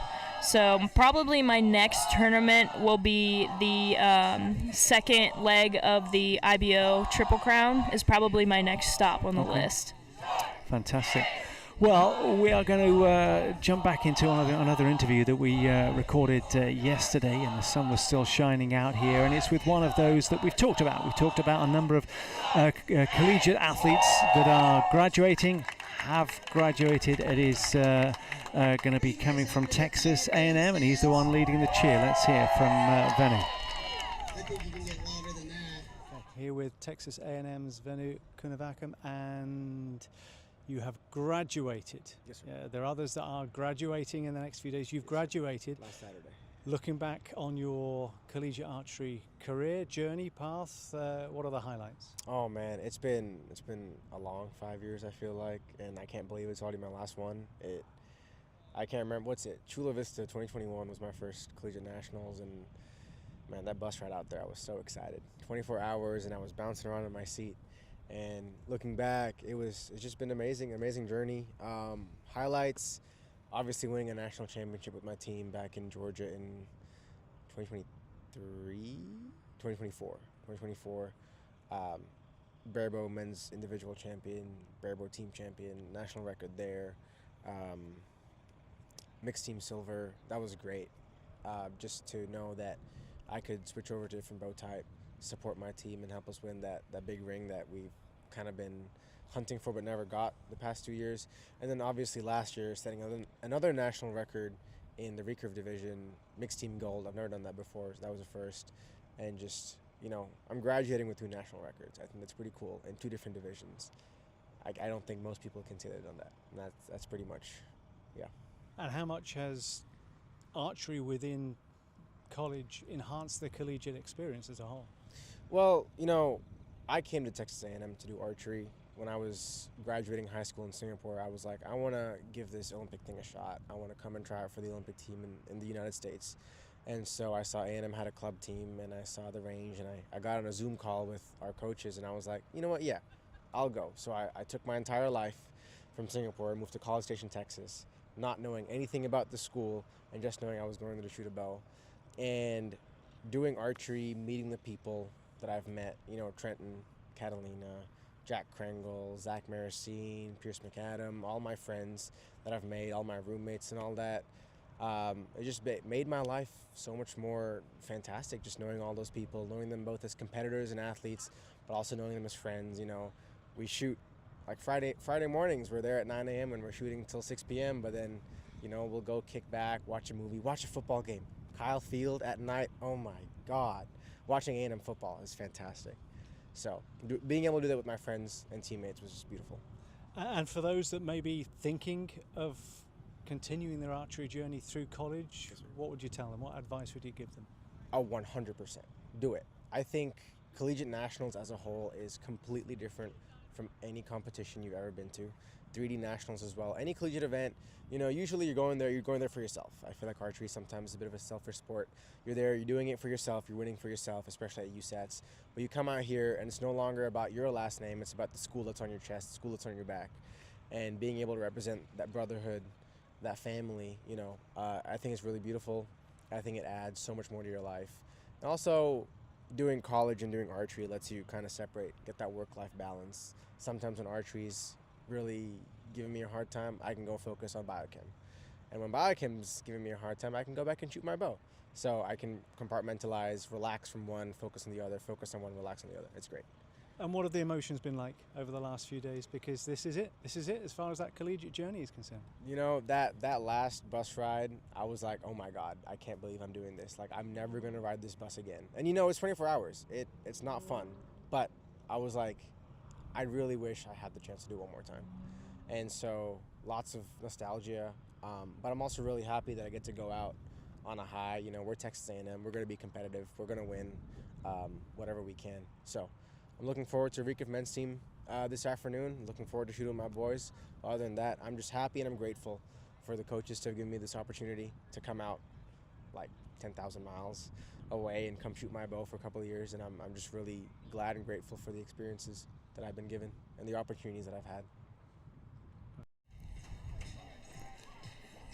Venu Kunavakam, there we have him, and talking about collegiate life, collegiate archery, and what is next. And we've got, as we say, a number of archers that have graduated, will be graduating in the coming days, and just wish them all the very, very best. We are back with the action here in Lansing, Michigan, the Hotel Planner USA Archery Collegiate Target Nationals for 2026, and we are into the compound men. And you just said a few moments ago you're looking forward to this one. I am looking forward to this one. We've got Colton Green, University of Rio Grande, on the left-hand side, number 1 seed. Isaac Sullivan, number 3 seed, Union Commonwealth University. What are you looking forward to most about this one? I'm looking forward to seeing how each one of them performs.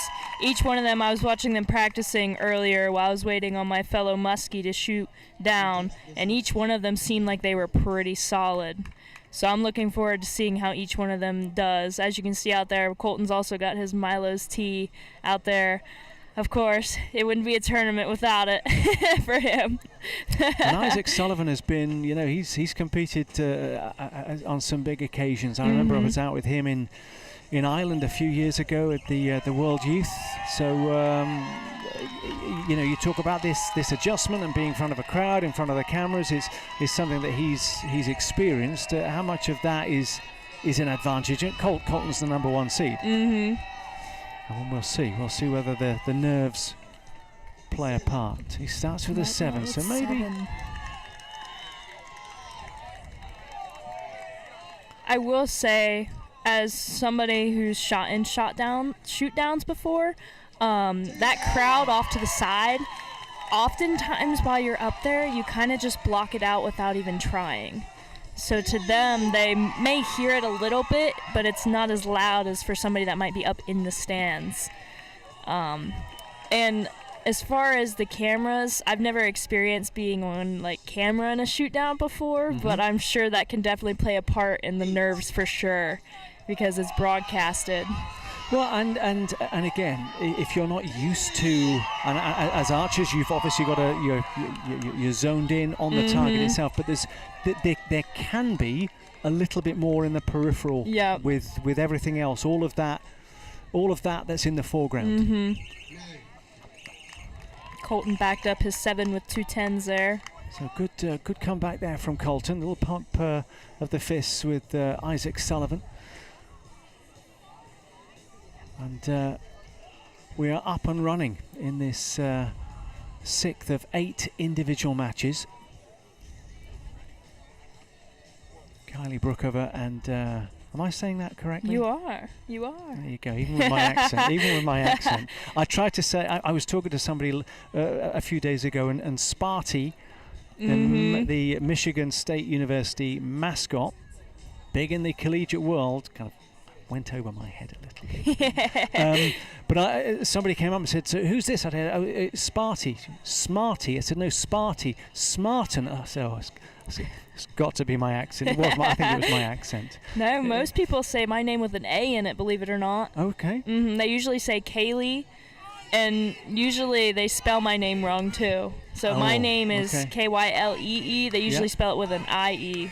Oh, okay. Okay. All right. Well, I don't know where they get the A from, but I got something right this morning, so Yeah, we can chalk that one up. yeah. 27 apiece. Is that correct? Oh, no, they've upped it to a 28. Yeah, it looks like a 28 down there. They've moved it to a 28. So it's 28 for Isaac, 27 for Colton.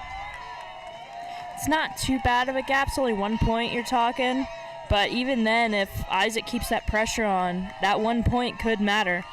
Well, but then Colton started with a 7. He started, so maybe that was his sighter. That was his nervous first arrow, because he then followed up, as you said, with 2 10s.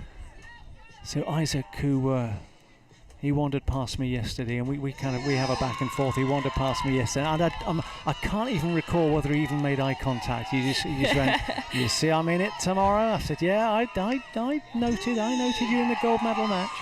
So he's looking forward to this. He's absolutely been looking forward to this one, and he's in the zone. But so too is Colton, the number 1 seed, the number 3 seed. 2 of the best in the compound college division. Right now, it looks like they're tied. 110, 1-9 apiece. There we go. We're a little walk away from Colton Green, University of Rio Grande, another quality archer in that very young program that Jonathan Clemens has put together. 9 for Isaac there. Kind of turns away a little bit disappointed, and that's the thing with you compound folks. If you're not hitting the 10s, you're disappointed. Especially on the men's side. It seems like on the men's side they shoot like lights out. Well, I was in Newbury a few weeks ago for, you talk about lights out, for Jimmy Lutz's world record, 719, dropped just the 1 point out of 72 arrows. So yeah, Jimmy Lutz with that new world record. For Colton Green. He was on the Vegas stage back in March there. He looks like he's enjoying the spotlight. He's a bit of a showman. He's out there.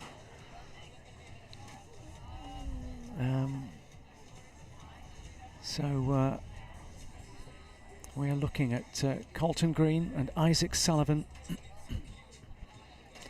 and this is the stage for the Hotel Planet USA Archery Collegiate Target Nationals. As the big sign on that right hand side will tell you, just in case there is any doubt. And they've been rolling those trucks around the field over the last few days for backdrops, for photos and awards, and it's now out here on the finals field. It's being used as the blind, so when the scorers are not out at the targets, that's why they are tucked away, hidden behind. I'm kind of surprised they allowed those trucks here on the turf. We were talking about it this morning. They must have completely emptied them, so there's as little weight as possible. So they're both tied right now, going into this next round here. 10 to start for Colton, a 9 for Isaac, so advantage to Colton Green. And another 10. He is very much in the zone. He's gone 27, end number 1. That was a 7 and 2 10s, 29. And he's now just increased the pressure on Isaac Sullivan. Although Isaac responds, he's not allowing Colton to have things all his own way. Based off his quick release, I wondered if it went off, but he got it in there. Well, it was his quick release and his quick turnaround as well. He was away and he was out of there. He was pretty sure of where that had landed. And that's dropped low. A little shrug there from Isaac. Seems like his group so far has been a touch low from what I've seen so far for Isaac. I'm trying to make out what they are. I know he's got his iced tea. Is that what they're cheering? Iced tea green? Is that? I'm trying to make out what the chant is from Rio Grande, because as they were shouting whatever they were shouting, he went to the iced tea, which is he's got a gallon of it settled behind. He's got a little koozie for it with the Milo's logo on it. Oh my word! He doesn't have it on it today, but he's got one. I've seen it. Okay. I think I want to say he's sponsored by them, but I'm not sure. Or he's angling for a sponsorship. One of the two. But Colton Green with the advantage over Isaac Sullivan.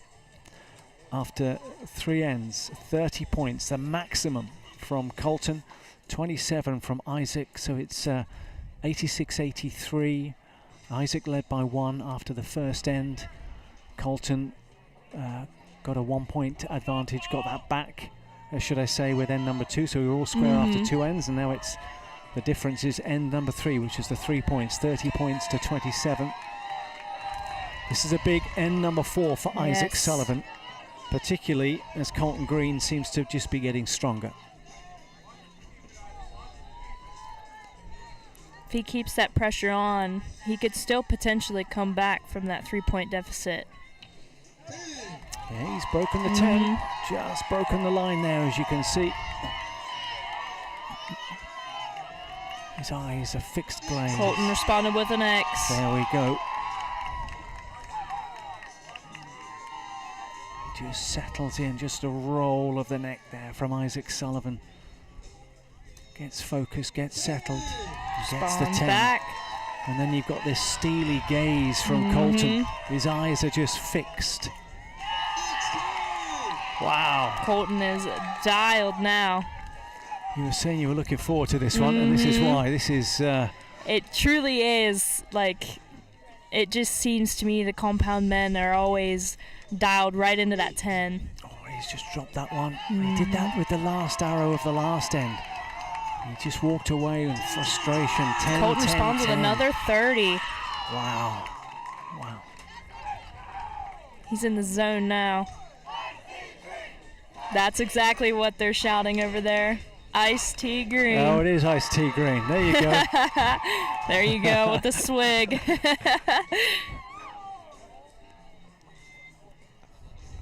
Wonderful. You know, he didn't have that out at Vegas on the stage, believe it or not. Okay. He said he wasn't sure if he's allowed to bring it or not. Well, he's got it out there, and it's clearly not doing him any harm at all. For me, I can't. Sugar and me, I feel like I would get jittery out there. Well, yeah, and maybe it's, and you see it in tennis. I used to see it in the sport of tennis. They would bring out at the elite level. They would have 4 or 5 bottles, and they knew that they would have. For the first set, they would have like half of that bottle, and the next set they would have a third of that bottle, and the next set so they knew the hydration they were taking in. Maybe he only goes down a certain distance. Maybe he knows his limit. Maybe he knows his limit. maybe So he only drinks like half the gallon. Exactly. We've got a 5-point difference. 5-point difference going into end number 5. Another 30. Colton Green has got 27, and that was again started with a 7. He's gone 27, 29, 30, 30, so he's gone 10, 10. He's had a 9, 10, 10, and then 6 10s for his N3 and N4. He looks pretty focused out there right now. 116 plays 111, and Isaac Sullivan, the number 3 seed, is looking to fight back, and he started with another 10. There's a 9, Colton so it's with a now 9. a 4-point difference. Isaac Sullivan, all he can do is just apply the pressure and see how Colton Green responds. Responds with an X. Okay. He's not letting it get to him. Just had to reposition his arrow. Ah, well, there we go. There we go, and I think he may have just slammed the door shut. Colton Green. Any kind of glimmer that Isaac Sullivan may have harboured. But he's looking to finish strong, is Isaac Sullivan. And out to the 29 to left-hand finish. side, 29. That's his top score of the match. But it's not going to be enough. Colton Green. Colton And with there's the quite X. the collection. Colton Green with the celebration. And the number 1 seed has cemented his place. Ice Tea Green. There you go. There you have it. And he's cool. Here's Colton Green. And he's taken gold for the University of Rio Grande in the compound college men. That's their second gold, I believe, of today. Now you're testing me. Now I'm going to Because have I know to. Danny in fixed pin women won her match. Ladies and gentlemen, for your right Yes, yes. Danielle Pollard, yes, started, and so Colton Green with the second gold. Target Nationals from the University of Rio Green. Colton Green. There we have Michael. It's just reminding us, Colton Green with the gold, Isaac Sullivan with the silver, and it was Lawson Veit, Lindenwood University, with the bronze that he picked up yesterday afternoon. So Carly, you'll be coming back, I think, a little bit later on. I will be, You're yes. coming back for the mixed teams. And what are we expecting? Let's have a look at the mixed teams. Let's have a look at the compound. It's going to be William Carey University, and we'll see Colton Green once again. Yep. So maybe we'll see a little bit more of that iced tea will be consumed. Oh, for sure. Maybe it'll be more than halfway by the time they shoot. It might, but there we have the gold and silver medalist, Colton Green and Isaac Sullivan. But what we are going to do now, and this is something that is fantastic, that USA Archery is a big part of, and it is Olympic archery in schools. And what it shows us is that there is a pathway through the system from middle school to high school, and we've seen some archers this week in the collegiate program that have gone all the way through. They've gone through OAS, they've gone through archery in middle school and high school, and they've carried it on through into the collegiate program. We've caught up with one of those archers who's on that very much on that journey.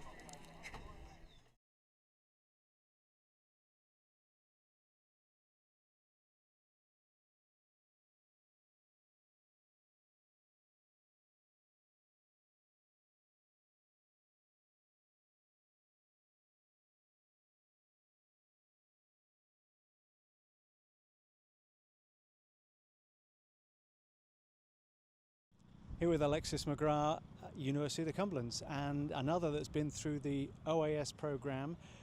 When did you start? Because obviously it's available for middle school and high school. At what point did you step into the program? I started OAS in 6th grade. And what has that transition been like? Is it a natural curve to go from OAS into collegiate? I think it does help with that because you get to start in middle school, and then lots of the high schools in my area had it, so it was going from middle to high school, and then it was easy to get right on into college from it. And are you able to recognize, looking back, reflecting on that pathway through, you're able to recognize the benefits of having been through an OAS program, but obviously you step into the collegiate game, and it's very similar in terms of there's a team aspect to it. Yeah, I actually think OAS prepared for the team aspect a lot. I shot OAS, also coached OAS for a long time, and one of the things that it teaches you in OAS is the team, which is a big part of college archery, is the team and cheering for each other, and that's not something you get anywhere else. Normally when you go to like a USAT tournament, it's all individual. I like the team aspect. For as individual of a sport as archery is, OAS and college archery helps make it a big team aspect too. And for those that are involved in archery but might not do it as part of the school curriculum, what would you say to those that might be thinking of considering stepping into OAS? I think stepping into OAS is a great way to make new friends. I think it's a great way to find some kind of like athletic outlet. A lot of people think, oh, I'm not an athlete, I can't do a sport. Archery is for all. Anyone can do it. You don't have to be the tallest or the strongest. It's whoever is most dedicated, and I think getting involved in your OAS program helps with that a lot. And how important is it to have not just the collegiate program, obviously that's massively important, but you've got that taking it back a few steps, you've got the high school, you've got middle school, to have that proper pathway through so that you're not stepping in and stepping out of the sport of archery. If you want to get in at middle school, you've got a journey all the way through your collegiate career. Yeah, I think that's really good. I think some of the other areas that don't have OAS, they just start in high school, and I think those archers don't get to have as much of like growth into it because they're still like part of the way through their beginning archery journey, and they're jumping into college, and it's big scale, big teams, lots going on. So I think OAS helped with that, of getting used to competing all the time. There was tournaments all the time. It helped get me a good introduction that helped me grow into the archer I am now.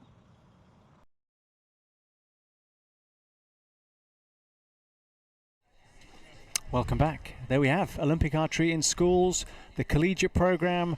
There is a synergy there. So OAS, it is a fantastic program. Go to usarchery.org for more information.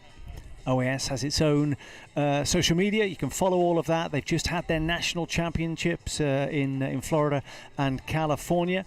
Here we are in Lansing, Michigan for the 2026 Hotel Planner USA Archery Collegiate Target Nationals. The weather is set fair. I think Michigan is due to have some more rain, but later this afternoon. Danica Weissman is joining us for the recurve competition, and we have got 2 archers coming up from Columbia. Just talk us through what we're going to see. Again, it is a set system similar to bare bow, and obviously bare bow is something that you are very familiar with. So what are we expecting to see over the next few minutes? Well, obviously it's moved back 20 meters because we're over at 70 meters. It's going to be interesting. I think we're going to get a lot of tighter groups versus what we saw with bare bow. I was pretty surprised to see both Columbia out on there. You don't see that very often with just 2 of the same team, but I think it's going to be a good match. And it's going to be interesting because, as you mentioned, 2 from Columbia University, and there they are. There's Giselle D'Souza in the background, and we also have Sydney Sullenberger, who's in the foreground there. And I believe she finished 4th, did Sydney. But I did ask the head coach for Columbia University, a man I know very well, Derek Davis, just to give me your thoughts on the 2 young women that have made it through to the gold medal match. That's Eunice Choi and Elena Lipscomb. And he said to me, both women are extremely committed, are the definition of student athlete. Last year, Elena didn't qualify to travel with the team. This year, she leads the recurve team in competition. Eunice missed practice day. She sat an exam on Thursday. Eunice didn't even practice on Thursday, and here she is in the gold medal match. She arrived late, and on Thursday night has shot better this weekend than she has all season. Derek says he couldn't be more proud of each of them. Eunice Choi and Elena Lipscomb. It is an all Columbia University gold medal match. And it's interesting, Derek is behind where that camera is. Derek is away to our right hand side. He's clearly not able to choose which corner he's going to stand in. He's got his assistant coach as well, but they're not going to be having any favoritism. So we have Eunice Choi, who's the 12th seed, Elena Lipscomb, the number 2 seed, and maybe that seeding, Danica, maybe that seeding of 12, maybe that's an indicator that she didn't get to practice on that Thursday. How important is that practice day? I mean, sometimes it benefits you, sometimes it works out, but how important is that practice day on a Thursday? I think that's extremely important. Where my school's from, we have a very similar climate, but some of the schools from maybe California, they're not used to maybe the wind we have or the humidity. And so just being able to get set on a new field, new target, new lighting, and be able to just make sure your equipment is right, and maybe that you brought everything, that's essential. So we have pushed back to 70 meters. Eunice Choi, the number 12 seed, who has switched from kind of the student to the athlete over the last few days, having sat an exam on a Thursday and is now here and trying to transition, and clearly done it exceptionally well, making that transition from being the student to focusing on being the athlete, and she's made it all the way to the gold medal match. But there's a 10 there from Elena, the number 2 seed.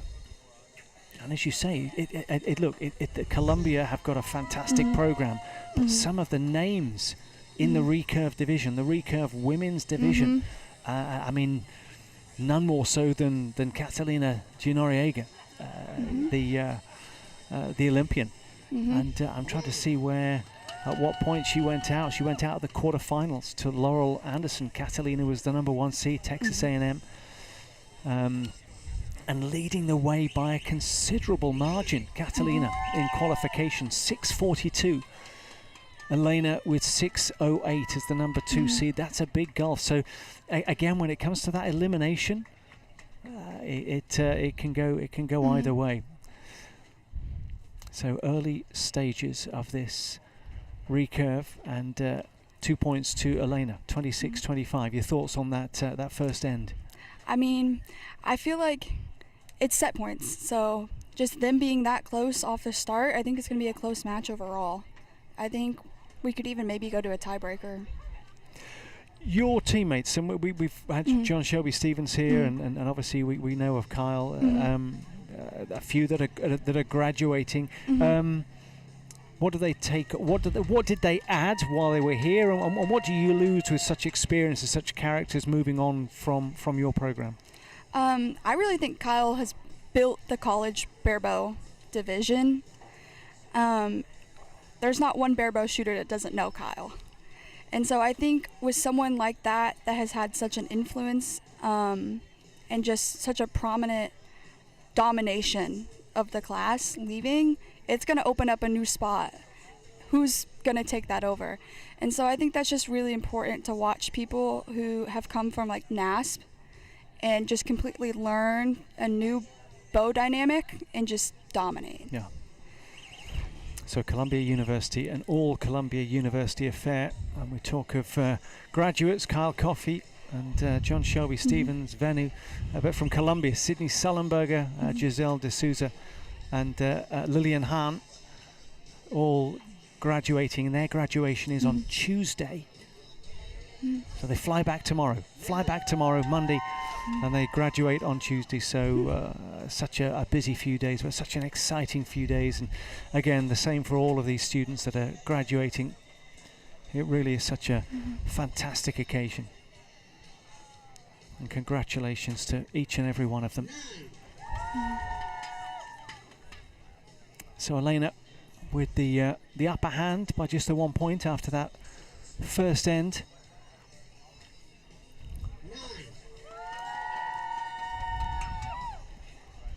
Starting with a 9. 2 9s for Eunice.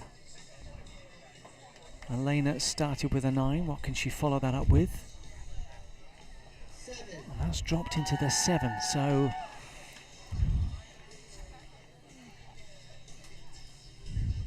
an opportunity here for Eunice Choi. 7. That's a 7 there. So maybe just left the door open for Elena. She looks behind those sunglasses.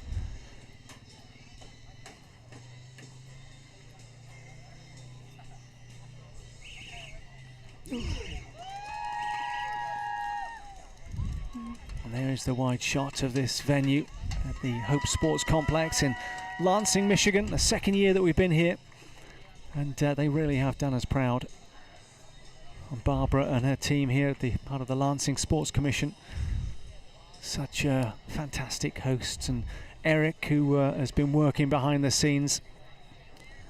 Just mentioning a few of those people that really have, you don't see them, but they are active behind the scenes, and they are up at the early hours of the morning, staying late at night to helping to set this all up. So we are there at the end of the second end, and it was all square, 25 points apiece. So they each take a point. So Elena maintains that 2-point advantage, 3 points to 1. What has the last few days been for you? And I know obviously you were competing in barebow. What's the last few days? What does this event mean to you?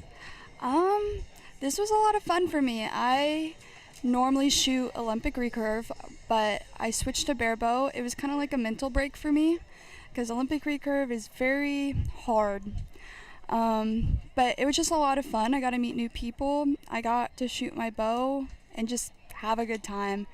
That's what I feel like college archery should be about, is yes, shooting good, but having fun. Well, and I think that's the thing that we've kind of stressed over the last few hours and the last few days, is that, you know, the medals and the competition and the scores and the form is one thing, but it's meeting new people. It's mingling. It is that those friendships, the friends for life. And we've heard from a few people that are graduating or have graduated, and that's kind of that common theme that runs through. It is that the commonality of archery, but it's that sense of community as well. And were you here last year? Yes. So you realised that the weather is much better than finals day 12 months ago. We were, there was, I think, hot chocolate, hot drinks were being passed around. People were huddled up. They were under blankets.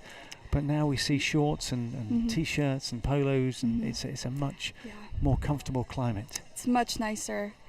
I remember last year someone had a portable heater on Really? the recurve range so we could dry our tabs off. Oh my word. Well, that's coming prepared. That really is. There's your Columbia Archery. And there's second from the right is Sydney Sullenberger, who will be graduating and walking on Tuesday.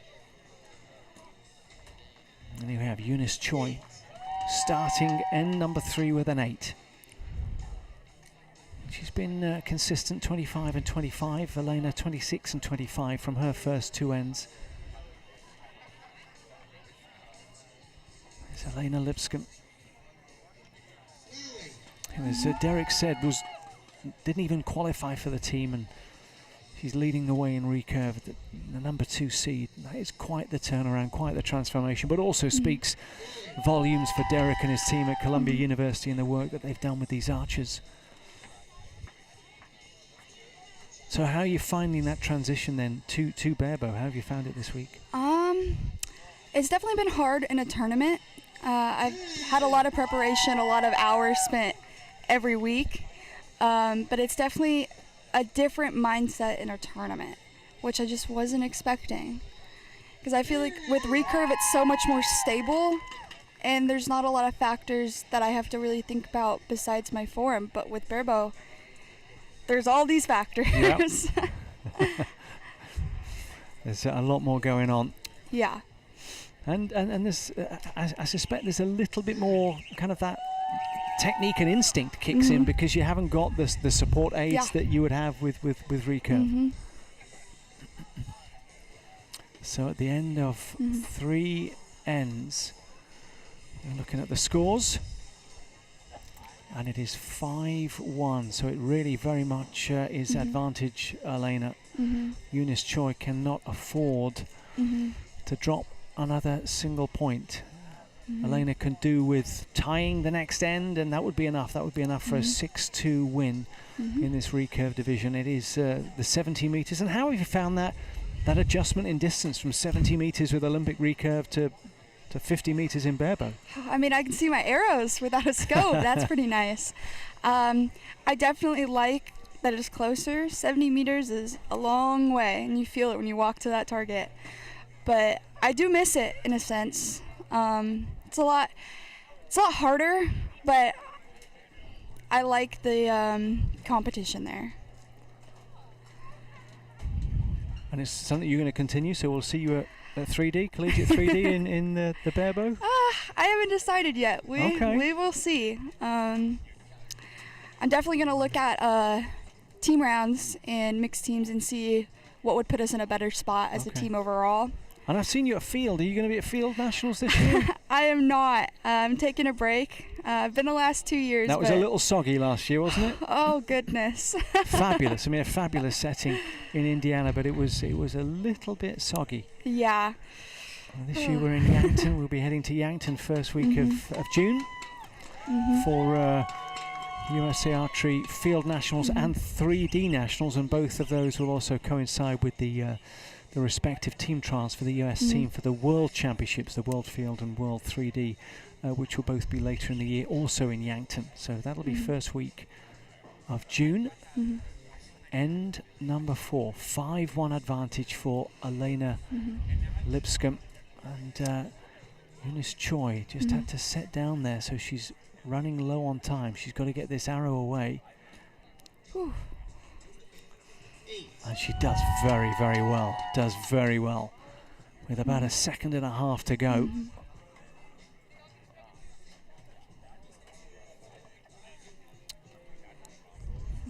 Elena to respond, and it really is hers to lose at this stage. She drops into the 7, so for Eunice Choi, an opportunity just to try and maintain that steady hand, and she lands a 10, and she has reacted and responded.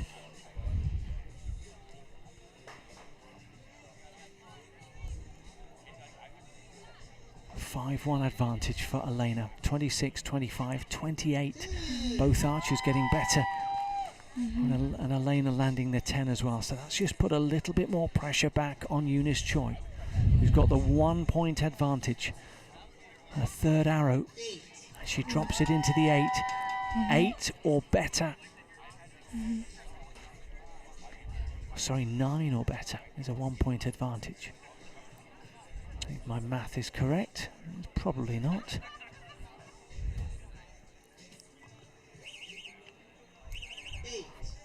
That'll do it. I think she may have just... Yes, I think she got that end. I think Eunice got that because she matched it with that last arrow. So we continue. So it looks like it's going to be a 5-3 game.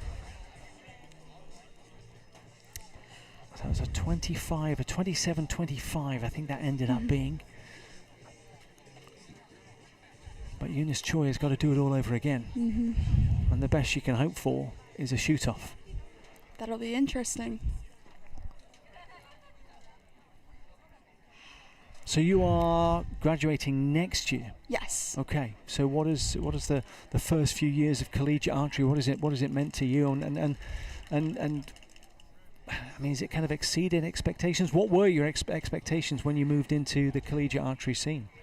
I didn't really have any expectations. I came from a really big high school, but archery wasn't super big in Indiana where I was at, near Indianapolis.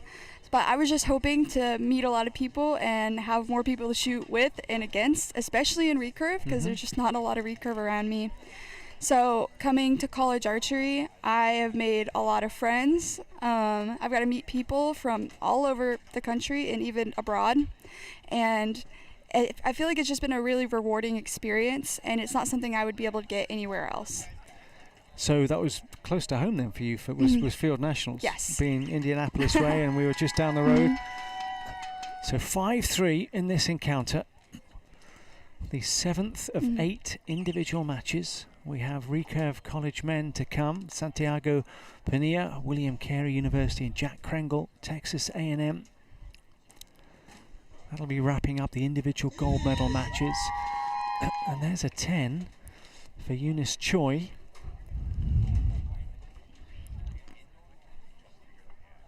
And putting the pressure on Elena.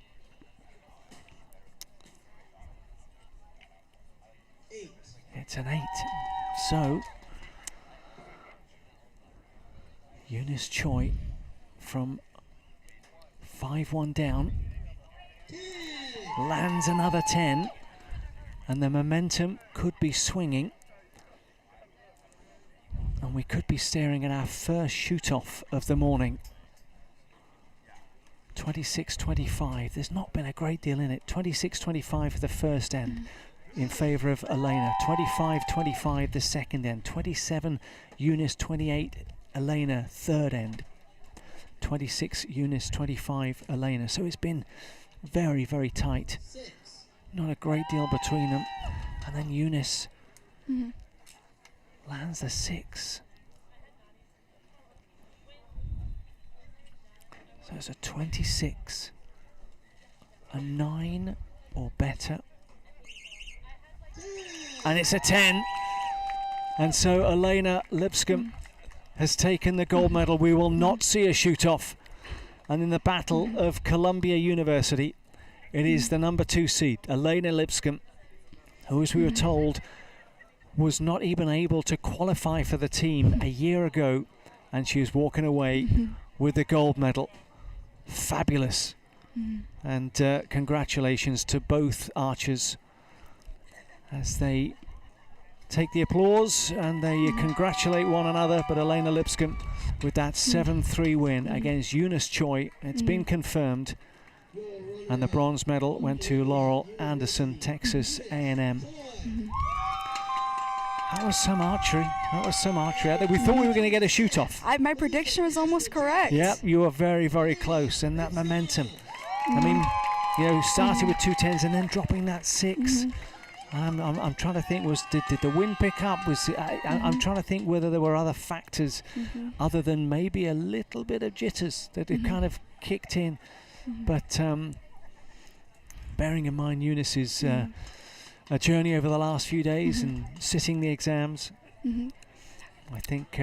What getting to exam did she take? Well, I'm trying to read. So it was the, what is that? What is that? The MCAT. The MCAT exam. You can tell my lack of education. So that's so she can get into medical school. Wow. So that was a hard exam. Okay. Those take many hours. So she really does set the definition of student athlete. Wow. To take that on Thursday and then So come she took here that on and still Thursday. get silver. Took that on Thursday. Missed practice to take the MCAT exam. Just phenomenal, absolutely phenomenal. So Eunice Choi, that is the first of the 2 recurve, and what we're going to do is, I think, if time allows, and I think they've got the target faces. They've got the target faces back up. We were going to go to another interview, but we will do that. We'll do that in a little while. We'll hear from that after the recurve as we get reset for the field for mixed term. Okay. Well, I think we might. I'm hearing voices in my head. So what we will do is. Very similar. Again, we've talked about the OAS program, Olympic Archery in schools, and that transition through middle school, high school, and collegiate. And we're going to hear from another archer who's been here this week from the home team that has enjoyed Olympic archery in schools, middle school, high school, and is also thriving at collegiate level as well.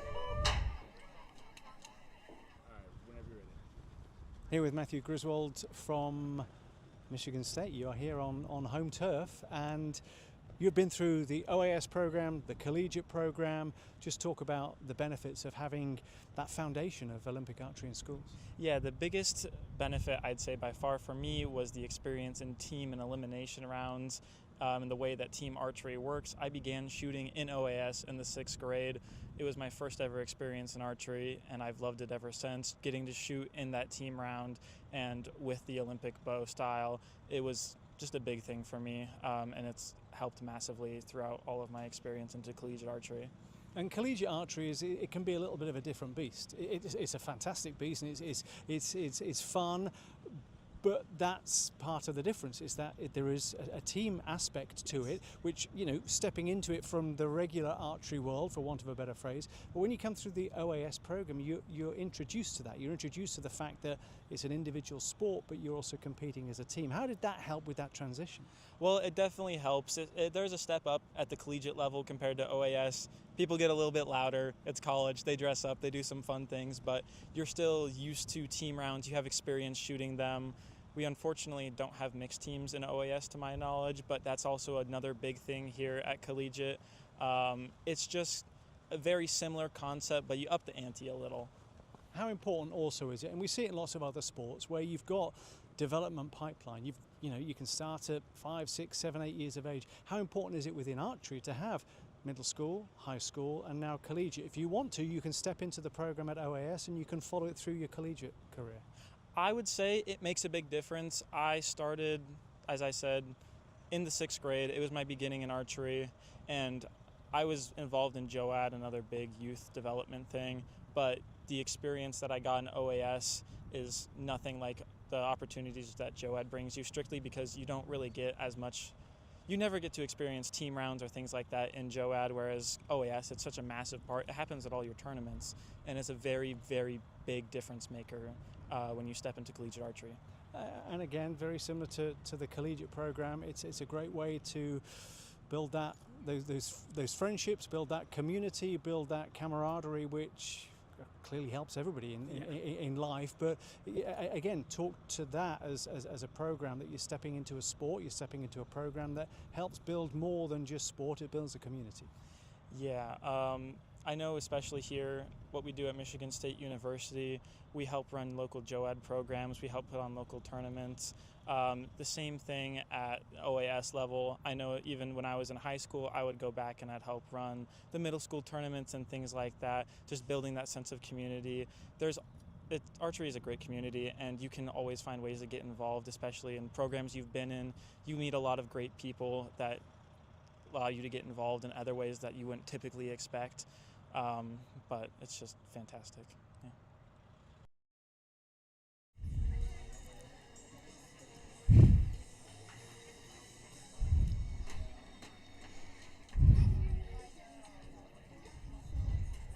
There we have from Michigan State University, just life making that transition from Olympic archery in schools, OAS, through to the collegiate program. And it's a natural pathway now. And for those that want to continue their archery journey, it is there. So again, once again, go to usarchery.org for more details about OAS. It's a phenomenal program. It's growing all the time. And I was in Chula Vista just a few weeks ago for one leg of the national championship. That was the California leg, and they had the Florida leg at Newberry. So here we are, Danica Weissman and Richard Fleming in the booth for Recurve College Men, the last of the individual matches. And you said you're looking forward to this one. Give us your reasons why. Why are you looking forward to this one? These are some names that we've definitely heard before. Correct me if I'm wrong. I believe Santiago was on the finals last year for Collegiate. And Jack Kringle, if you shoot Olympic recurve, you've heard his name. Yeah. He's about everywhere. Yeah, he's a real talent, real emerging. I say emerging talent. He's been around for a little bit, but he is one of those that is up there or thereabouts. And he's got, I think that's Pierce McAdam is his spotter, and Texas A&M that have been in the gold medal matches aplenty this morning, and they've got 1 gold already. They've got a few silver, and Jack, who's the number 3 seed, is looking to add to that golden tally. Santiago is looking to thwart that with the William Carey University jersey on his back. It's Jack Kringle to get us underway. 7. He starts with a 7, little look over his shoulder at Pierce behind him. Let's see what Santiago's first arrow is going to tell us. A little bit of a wobble there at the front. 8.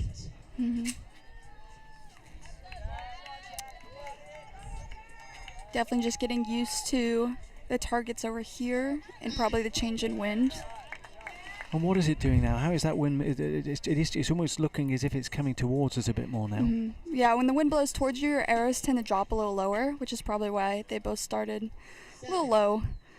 And talk about shooting. You say that the conditions here are similar to back home for you.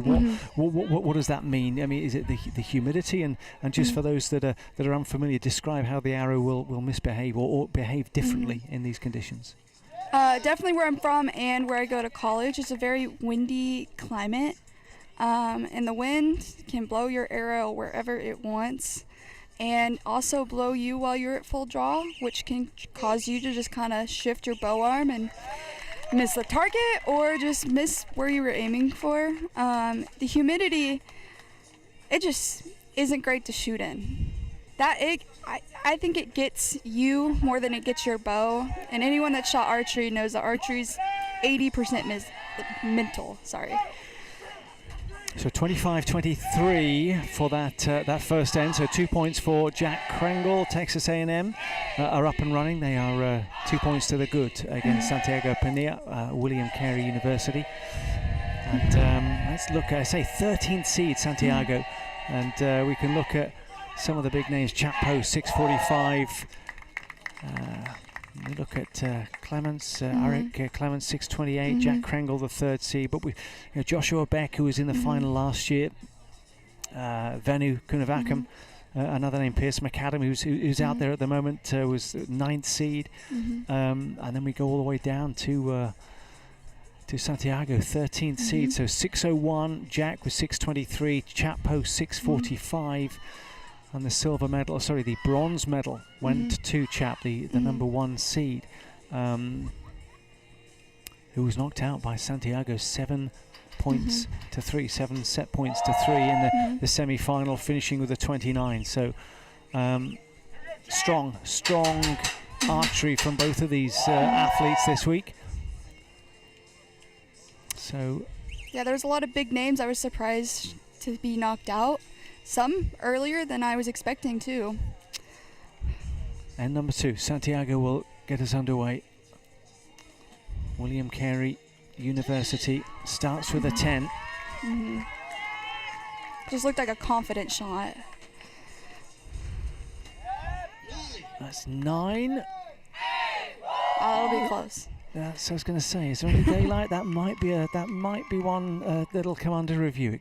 9 at this point, but it's been called.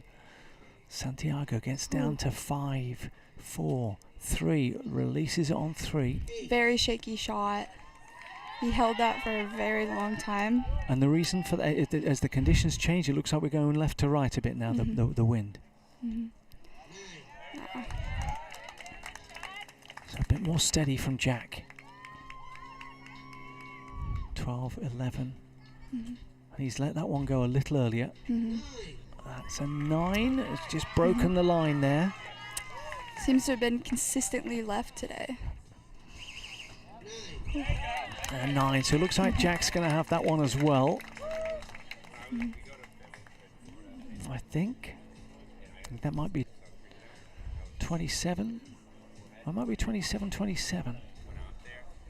So that'll be a point apiece. So it'll be 3-1. We'll get confirmation of that shortly. I want to give you some other athletes that are graduating. And I want to give a special mention out to Southeastern Illinois College. They're actually having their graduation ceremony this weekend. So unfortunately they've not been able to make this event, but congratulations to Hunter Bowes, Hunter Garner, Clayton Clark. They have been very, very busy. I think Cadence Johnson, Austin as well. I'm trying to get all of those names. I think that's it. Hunter Bowes, Hunter Garner, Clayton Clark. I think I've got all of them. I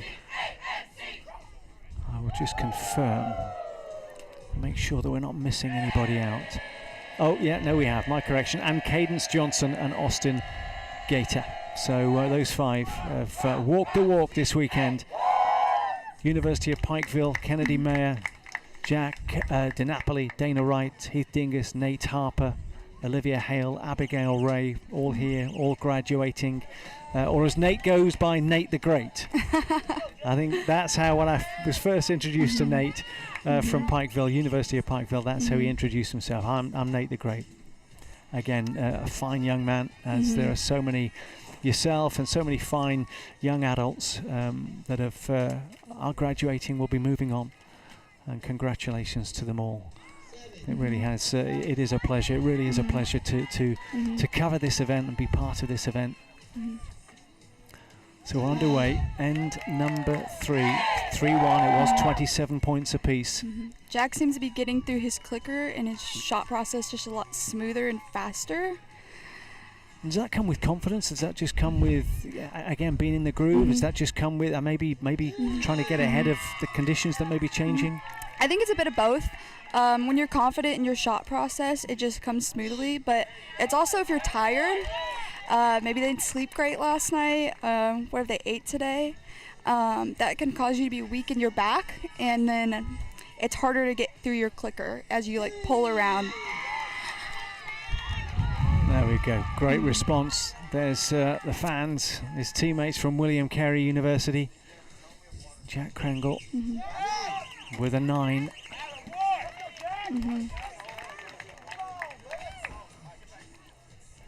Fist bump there for Jack and Pierce. Richard Fleming and Danica Weisman. The experience this week, I may have asked you, the weather conditions, the changing conditions, and then being part of that. And I imagine you will have heard of the barebow community. Being part of that community this week, how special was it? Everyone on the barebow range is super nice and welcoming. I had a great time. Everyone's supportive. You need anything, someone will give it to you. Yeah. And I spent a lot of time helping everyone find their arrows. I was apparently really good at it, so I made That's sure. That's not through practice, though, is it? No. Oh! I'm just really good at Easter egg hunts. Yeah. Oh, fantastic! And it is, and again, you can go to any field, any of the competition fields, and the archers are mingling. This great banter going back and forth, and it really is. So anybody that is entering the collegiate program, if they're looking at archery and considering. It really is. It's a wonderful event, and Collegiate 3D later in the year is equally special. So 5-1 is the score. Jack Krangle very much in the box seat. Santiago with work to do, and he cannot afford to drop another end, and the best he can hope for is a shoot off. That's a 9. That's a solid start to this fourth end for Santiago. It's the first time he's been right. I wonder if he gave his sight some clicks. Little look around over his shoulder to Pierce McAdam behind him.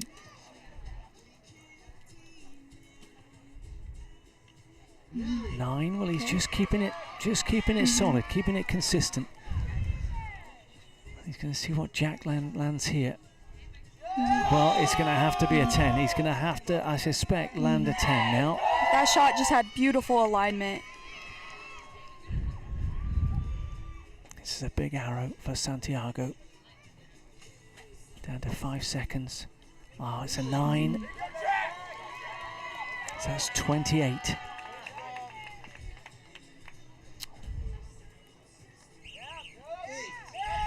Oh. Was it 27? It's 27. My apologies. 27 from Santiago. And an 8 for Jack Krangle. And that should be enough. That should be enough. That will be 27 apiece. That'll be a 6-2 win. And Jack Krangle from Texas A&M is your individual recurve college men gold medalist. Santiago Pania, William Carey University takes the silver. Chat Post, Texas A&M, and the number 1 seed with the bronze. So Texas A&M with the gold and bronze and recurve college men. Just waiting for confirmation. And when do you head back? How far is home for you guys? It's about 9 hours with stops. Okay. So we'll head back after awards tonight. We'll probably get in really late. Okay. Well, safe travels on that one. Thank you. As we get confirmation, Jack Krangle is your champion. He's your gold medal winner. And just coming out for the formal photos. Away to our right-hand side, and we're going to take a little bit of a step back because the targets are going to be brought back to 50 meters from 70 meters because we are going back to the beginning and we will be having fixed pins. So Danica, thank you so much for your time. Really appreciate it. And again, I suspect I will see you in the coming months at the events. But we'll just get your final thoughts. Your final thoughts on recurve, what you've seen there, and your final thoughts on the last few days Collegiate Target Nationals for 2026. I think these finals were a great representation of what Olympic recurve looks like. And I think everyone went out and did their best, and especially with Columbia, that's a great representation of student before athlete. And honestly, I think the weather is just great this weekend. A lot better than last year. Absolutely. Yeah, we had a little bit of rain yesterday, but nowhere near the amount of rain that apparently Michigan has had over the last few weeks and months. We've heard from a number of athletes, those whether they're in the OAS program, have been in the OAS program. We heard from Anastasia Godman a few moments or earlier this morning, of course, as battling back. We've also heard from athletes for whom this is the last hurrah on the collegiate archery circuit, and one of them is one of the biggest characters in collegiate archery. Carl Coffey is joining us, and you are graduating, have graduated. And anybody that's followed the collegiate program over the last few years will have seen your name at the top or near the top on many occasions. What are the highlights? There's so many. My most one was I think it was my sophomore year. I won indoor nationals, and then I also won the overall indoor nationals out of everybody in the country. So that's definitely the best, and I also set both indoor national records at that tournament. What about from a collegiate standpoint? Because you've dominated on the national stage for pretty much all of your time. My favorite one, honestly, is probably the first one, which it is for most people, but it was at 3D Nationals my sophomore year. It was just poetic, honestly. It was perfect the way it happened. I went in the shoot downs. I think I was up around 20, and so I just had to put it in the 10 and shoot it, What are you going to miss most? Turning your back? I say turning your back. That sounds walking away and turning your back. But just the collegiate journey for you is over. So what is going to be the thing you miss most? Definitely all the people. I mean, we have so much fun on the barrel range. It's not like all the others. We're all close. We're all a family. I mean, it's just we have so much fun. We're out there singing and dancing, and we just have so much fun.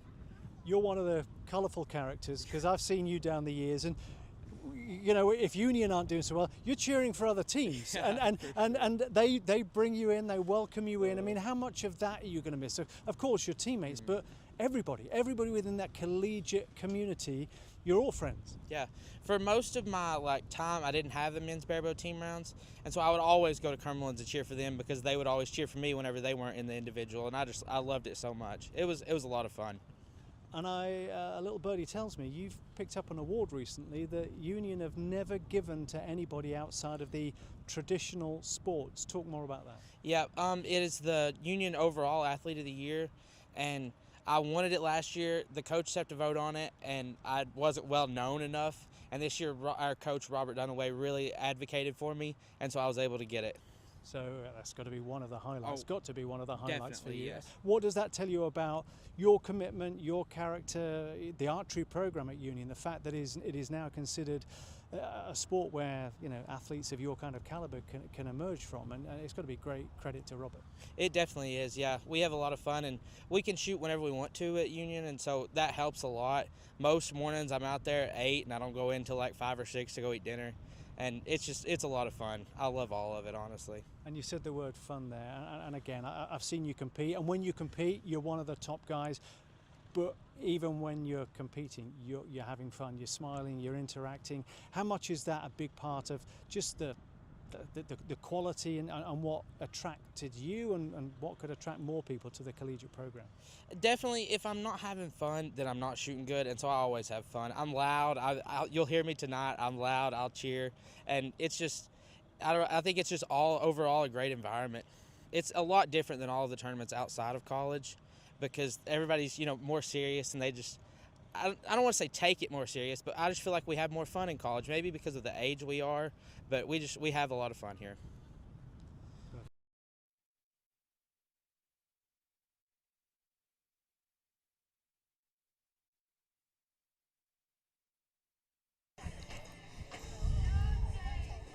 Welcome back. There's Kyle Coffey, fantastic character, and as we heard, an award winner as well from Union Commonwealth University, and a graduate like so many. Joined by Caleb Poe alongside me for mixed teams, fixed pins, mixed teams. Welcome to the booth. Thanks for joining us this morning. You're a little bit lucky. You got the later shift of the fixed pins. You didn't get the one first thing this morning. What are we going to be seeing over the next few minutes? Because we've now got mixed teams and 2 target faces on each bale.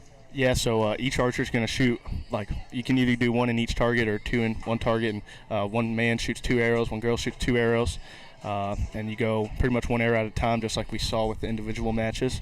So it's a pretty cool format. It's one of my favorites for sure to watch. And it's a little faster. It's a little bit more intense. There's a lot more movement, as you can see there. There's going to be 2 target faces staring at us. Yeah, and, a lot more moving parts to this one. Yeah, so we are ready to go. I've got quite a responsibility, Caleb. I'm the one that's got to give the thumbs up for them to start. So that was me. So now I'm responsible for all of this. You see, I'm a big player, so I'd like to think. So yeah, while I'm talking to you, I'm giving them the cue as well to be moving. So it's like a one-man band.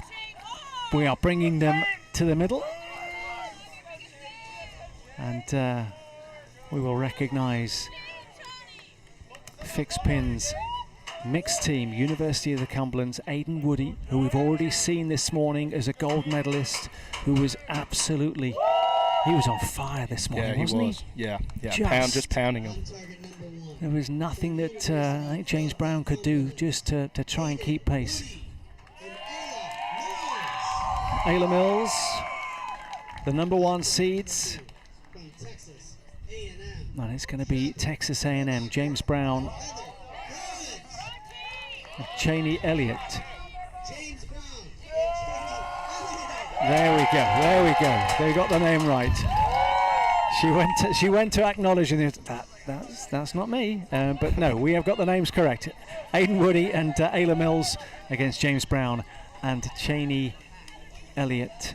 What's the key to this? Because we see during qualification, we see during the competition there's a lot of movement. You can't step in. You've got to step. So just talk us through, because again, you're going to have people watching at what point you can step to the line. So talk us through that. Yeah, honestly, the biggest part to this is just trying to stay calm, trying to kind of slow everything down. When everything starts moving, it gets really fast, and as long as you keep yourself calm and not let your shot break down, you'll be fine.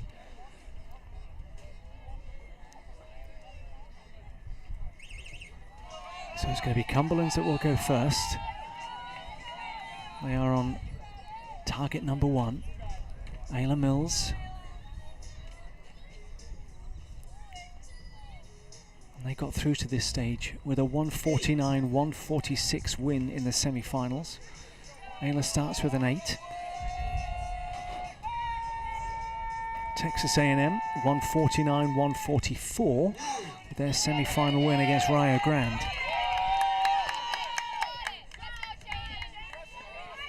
Eight and a 9. And again, those are little sighters, because I repeat myself, because for those that are just joining us, this is not the competition field, this is the finals field, and it's a mirror image to what we were on the last few days. Give us a sense of maybe what that adjustment process is going to look like. Yeah, so now usually both teams go at the same time all at once, and so now you have Cumberland's, and each archer shoots 1 arrow at a time, then A&M goes, then back to Cumberland's, and so your time, you have 80 seconds total, but it stops, and so you have to really watch your time, pay attention to the clock here a lot more than you do when you're out there in like semifinals and quarterfinals.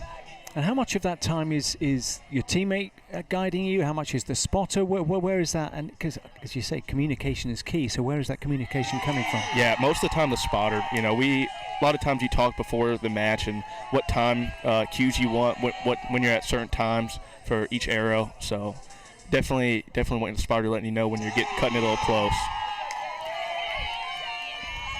There we go, Ayla and Aiden into the groove there with a couple of 10s. Let's see how Texas A&M respond. First up was Cheney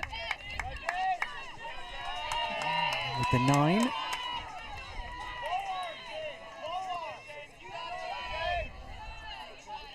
And there is the rivalry. They're right next to each other in the bleachers, the Cumberlands and Texas A&M. And there's the 10 landed.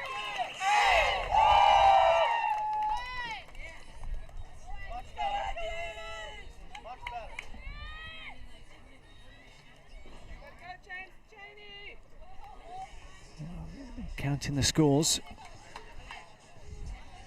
37 for Cumberland's. I think it may be on a 39. Might be 39 for Texas A&M. So we're back to cumulative. Yes, so this is the cumulative scoring system. Yep. Again, we're kind of switching back and forth from set system to cumulative score. It's a question I've asked everybody who sat alongside. What's the last few days? What has this competition been like for you the last 2 or 3 days? Very windy. Yeah, definitely dealing with the conditions. As long as you can fight through the wind, you can shoot good. But just windy, and then besides that, just honestly, just a lot of fun. You know, all the friends from your team, all the friends you've met on other teams, you all get to come together and just have a good time, have some friendly competition. So that's always a good time. And knowing what the conditions could be like, how do you prepare for coming to a different part of the country where the conditions could be different? How can you prepare for that? Yeah, so I was here last year. I knew it was windy, so instead of practicing like early mornings or late afternoons when it's pretty calm, I try to practice like middle of the day when the wind's picking up, and try to simulate what you're going to experience. But you also have to practice in the dead calm too to make sure everything's still good. So just a lot of trying to get a little bit of both, calm and wind. All the moving parts, you've got to consider every possible scenario. That wind has picked up as well. Yep. You can probably hear it being picked up on the microphones. The windsock is now blowing, or certainly one of them is blowing directly towards us. And Cheney looking on. And here we go, scurrying to the line. There's Cheney Elliott. They've got a 2-point advantage going into this second end is Texas A&M.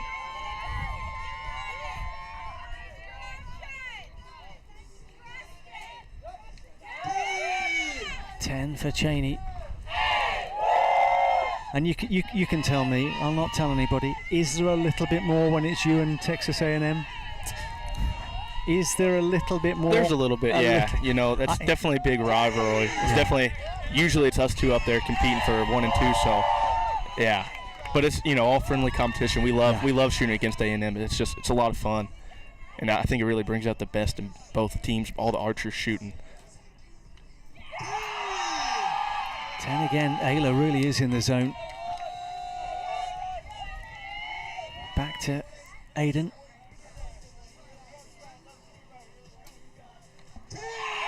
There we go. And it's I suspect it's a different kind of rhythm as well when you're up there and you're the one that's sending down 3 arrows in a row, but here you're kind of switching in and out, so you know, it's that break, that little break of rhythm. You've got to hit that rhythm quick and early. Yeah, it's hard. You kind of have to get a switch for your flow state.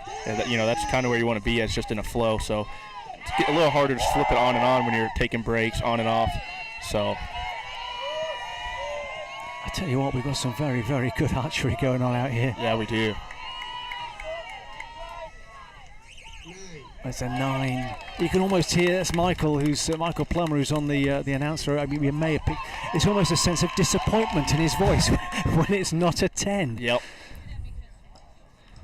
Kind of highlighting the level that these 4 archers are at. Caleb Poe alongside my Richard Fleming, and we've just had a steady stream of archers that are bringing their experience and their expertise to the booth. So you were here last year. So how many times have you done Collegiate Target Nationals? Was that yep. the so first yeah, one this is my last year? second time. Yep. Okay, and so you know, in terms of what were the expectations coming into last year being your first one, what were you expecting, and how did it pan out? Honestly, last year I was just expecting to kind of get a feel for things. I knew I just wanted to shoot personally do well, and so I was like, as long as I did my part, however the outcome was, I was going to be happy with it. Yeah. So 78-77. So that 2-point gap is now a 1-point gap. Cumberland's with 77, Texas A&M with 78. And we've already mentioned the graduates from Cumberland's. There's others, Lindenwood University. Congratulations to Kenzie Yates, another that is graduating in her collegiate archery career. She's been here this week. Eastern Kentucky University, Logan Jackson will be ending their collegiate journey. University of Texas at Austin, Emily Clark, Erin McMahon, Georgia Williams, Dylan Zhu, Cece Cecilia De Leon Wilson, Emily Wang, Jenny Zhong, and Sophie Zalusta. And then Texas A&M are out there. Venugopal Kunavakam, we heard from him earlier. Maddie Houseman, Logan Hamilton, Cheney Elliott, who is out there. Ryan Booth, Meredith Reynolds, and Karen Waters, who we saw earlier picking up silver in the fixed pin. So Cheney Elliott is here. It's her last hurrah in collegiate archery, and her and James Brown lead by a point in this gold medal match of mixed teams, although Cumberland's are coming back strong.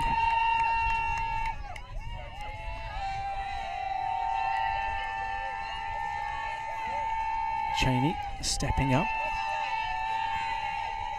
And talk us through, for those that maybe just joining us, fixed pins, you talk us through just the setup, just talk us through how it's a little bit different from some of the other bow disciplines. Yeah, so you're compound bow, but you're limited on your front bar to 12 inches, connected with weights and all that. So you only get a 12-inch front bar, which definitely plays a big impact. No magnification. You can use a lens, but it can't be magnified. So definitely a lot harder to see the target, a lot more pin movement going on. So just a few things, a little bit different than your normal compound division. And does that make the transition to compound, would that be the natural step? Is that and sorry, does it make it easier to step into that world? Honestly, it really depends on the archer. Some people have a really good step going from fixed pin to compound, then other people struggle a lot, and that generally is the next step for most fixed pins, because there's no pro fixed pin. So if you want to go to the next level, take the next step, that's what you have to do. You have to go to compound and start doing that. That's a 10 from Cheney. Let's see what James has got. This third end, just 1 point separating them coming into this. 38 points for Cumberland's. 9. Let's see where we end up there. That's going to be 37 for Texas A&M. I think we're going to be all square. I think we are going to be level after 3 ends. 1-1-5 plays 1-1-5.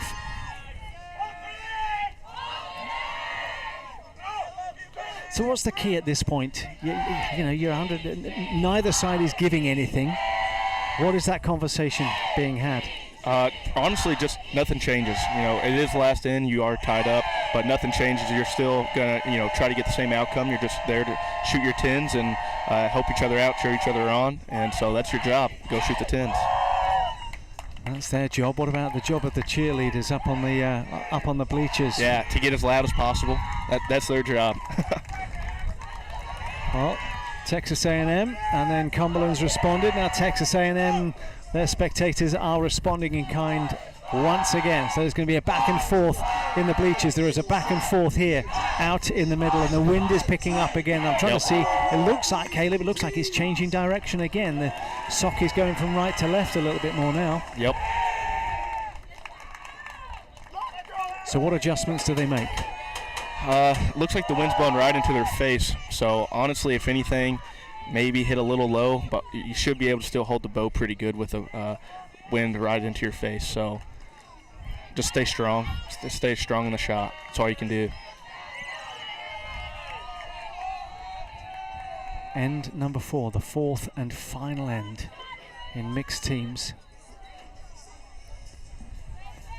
And nothing separating these two teams.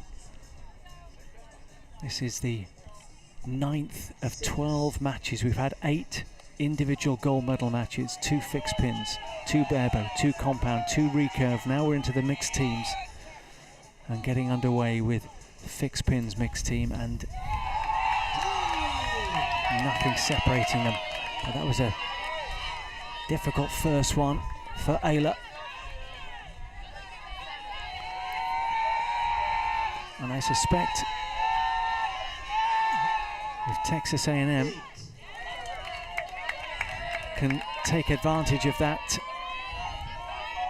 difficult score from Ayla, then we could see some emotion from Cheney Elliott. This is her last appearance in the collegiate colours of Texas A&M.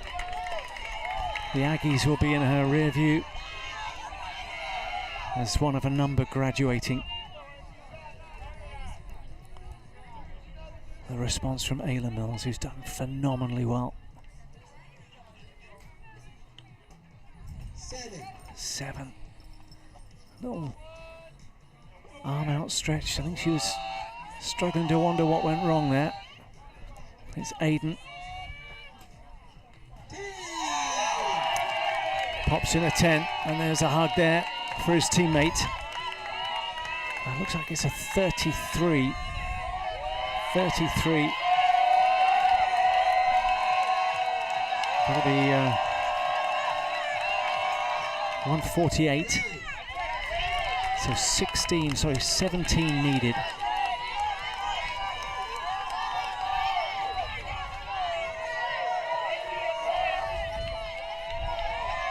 .148 is the target to beat from the Cumberlands, and there's the pump of the fist and the high five, and Cheney Elliott, as well as James Brown, are gold medalists in fixed pins mixed team. So it's a reversal from the individual gold medal matches.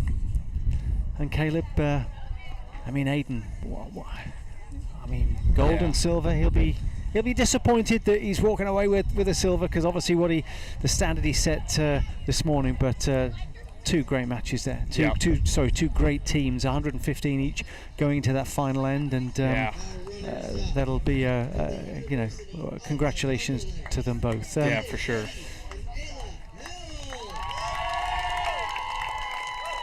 And where's Ayla and Aiden in their kind of collegiate journey? Yeah, so Aiden, we call him Woody. He's a freshman, so he's first year in, and Ayla's a sophomore, so she's still got a lot of time left. Okay, so I was going to say, that was my point. They're going to be around. They'll be around for the next few years, and they will continue to be a force. I suspect we'll see James once again, but for Cheney, that is it. Cheney is going out on a massive high as a gold medalist at Collegiate Target Nationals, presented by Hotel Planner.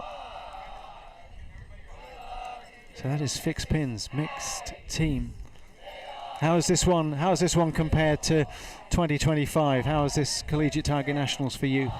For me, honestly, I had a great time. You know, I not on the stage, obviously, but I shot really well for me. So personally, I had a shot really good. I've been struggling with a little bit of stuff, so got it figured out this weekend, and I shot well. So I was excited. And what about Collegiate 3D? Is that something that's on your radar later in the year? Yeah. So I got third there last year. So I'm done with Cumberland's after this year, but I'll still be in college, get my engineering degree. So we'll see if we can't go there and maybe try to win it. So. Okay, so you're going to go as unaffiliated, or how? I'm going to try to. Yeah, as long as classes allow me to. Yeah. Okay. Well, fantastic. We look forward to seeing you a little bit later in the year. But we're going to look to the next event, which will be barebow, and that's going to be Anastasia Godman. That if you've been with us this morning, you'll have heard her story. But Caleb, Cumberland's champions last year. I couldn't even tell you what the scores are, the overall scores. I mean, how close are you guys to retaining your title? Is it going to be a close run thing? It's going to be close, I think. Honestly, I think A&M's probably got us. They shot really well this year. You know, they had a lot of people in gold medal matches, and if they weren't in gold, they were in a bronze medal match. So they shot really well. And so what does the summer look like for you? I assume you guys have kind of broke for the summer. Do you get to work through the summer, or you get to get out and do some archery? How do you keep on top? How do you keep on top of the game? I'll be doing both. So work during the day, doing a little internship, and then doing shooting in the evening, getting practice and getting ready for 3D season. So fantastic. Well, thank you for joining us this morning, Caleb Poe from University of the Cumberland's Fixed Pins, bringing us his insight for the Fixed Pins mixed team. One of the things we've talked about all morning are those archers that are graduating, and some of those that are going to be making that walk on Tuesday are from Columbia University. We can hear from one of them now. Giselle D'Souza from Columbia University, and for you, the collegiate journey, as far as archery is concerned, is almost at an end. What are the emotions going through? Yeah, I'm apprehensive about what's to come, but I'm so excited that I got to do this with my best friends. Like, the teammates are truly family, and it's been an amazing 4 years, and I'm so excited for those who are going to have the same experience I had coming into the team now. What would you, or how would you sum up the experience? And we talk about the competition and the rivalry, the camaraderie, but you know, we cover a lot of events with USA Archery, not many compared to the collegiate events with just the energy and excitement. So, you know, what are you walking away from? I think that a lot of people choose archery and know it's an individual sport and know it as an individual sport. And although there's like team rounds and everything, I think the collegiate team rounds and like being on a college team, you really get to have that feeling that you're on like doing a team sport and you're on a team, and you know, you have people to fall back on and people to support you. And I think that that's something special you don't really get in any other type of archery. It's really unique to this. And highlights for you, what have been the highlights over the last few years? Oh my goodness. Yeah, that's such a hard question. I mean, there's so many. So every time we've medaled here at Nationals, which has been 2023, 2024, 2025, and then hopefully again this year would be really cool. And then all of our regional sweeps, we've had many a regional sweep. And just, I don't know, just having fun, just like a lot of laughs and good times that we've had over the years traveling and at school and at practice and everything. Well, and it may not be a result, it might not be a medal, it may be experiences that being part of the collegiate archery program at Columbia has brought you, that friendship, that kinship, that community. So, you know, package all of that together.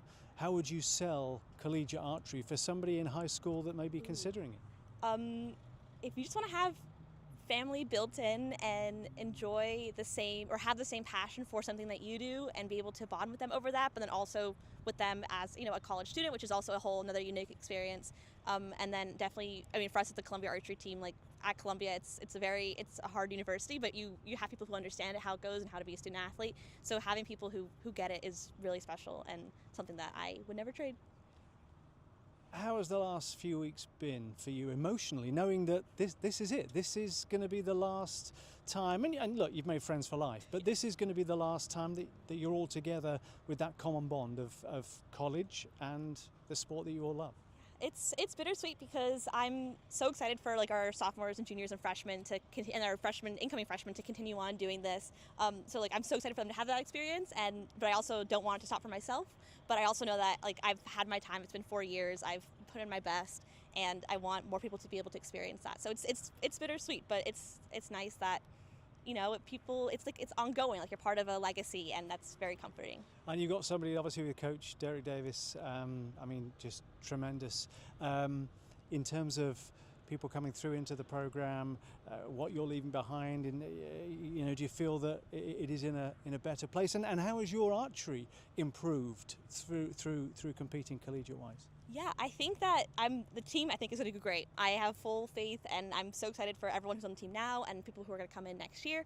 And as for my own archery, I think that I've been able to get like a sense of like calm and figure out like what really works for me and how to be doing this like by myself and everything that you don't get when you're really like at your home in your hometown, your home tournaments. Yeah.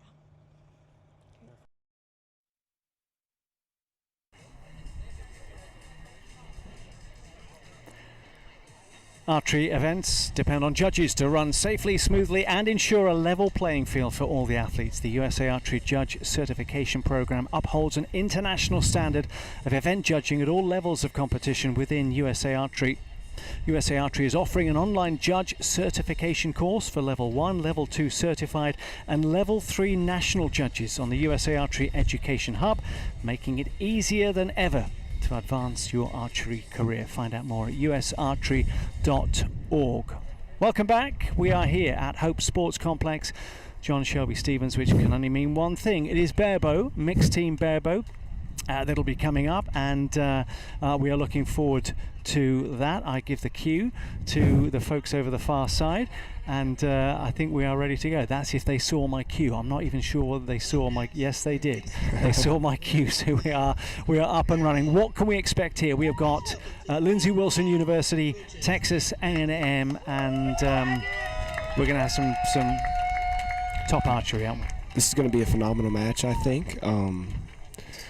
Great match, mixed team format, so we're going to have top male, top female. They're going to rotate off 50 meters, 122 centimeter target face. And yeah, great teams, and this is just going to be an excellent match. Well, Keegan already has savoured success this morning.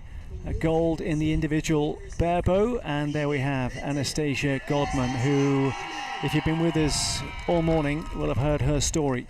Yeah. She was Great in a story. road traffic accident in March of last year and suffered serious injuries. She was told, because of some of those injuries, that she was never going to be able to pull a bow ever again. Well, here she is. Here she is competing in, not just competing, but competing in a gold medal match. And she got bronze in the individual competition alongside Keegan Benton, as we say, already a gold medalist. And then Texas A&M, we've got Trapper Feuerbacher and Heather Goods. And Heather is, I didn't recognize her. She normally wears the back to front kind of hats. That's kind of her trademark thing. Always got a huge smile on her face, is Heather. So wonderful to see those two in the final. So we're into the mixed team. Number 1 seed plays the number 2 seed in barebow mixed team. And just talk about this from just the energy and you know, the pace is a little different. There's a lot more movement on the line. We saw it with the fixed pins, but just again go through this in terms of just the elevated energy that we would otherwise get from the individual. Yeah, so this is very fast-paced. You're rotating to get off the line as soon as you can because you're trying to save time for your teammates. It's super high-paced, and you only get 20 seconds an arrow, which sounds like a lot, but it really isn't. It's very high-paced, still in set system. It is a little bit different, though, because we're at a race to 5 now instead of a race to 6 as it was in the individual.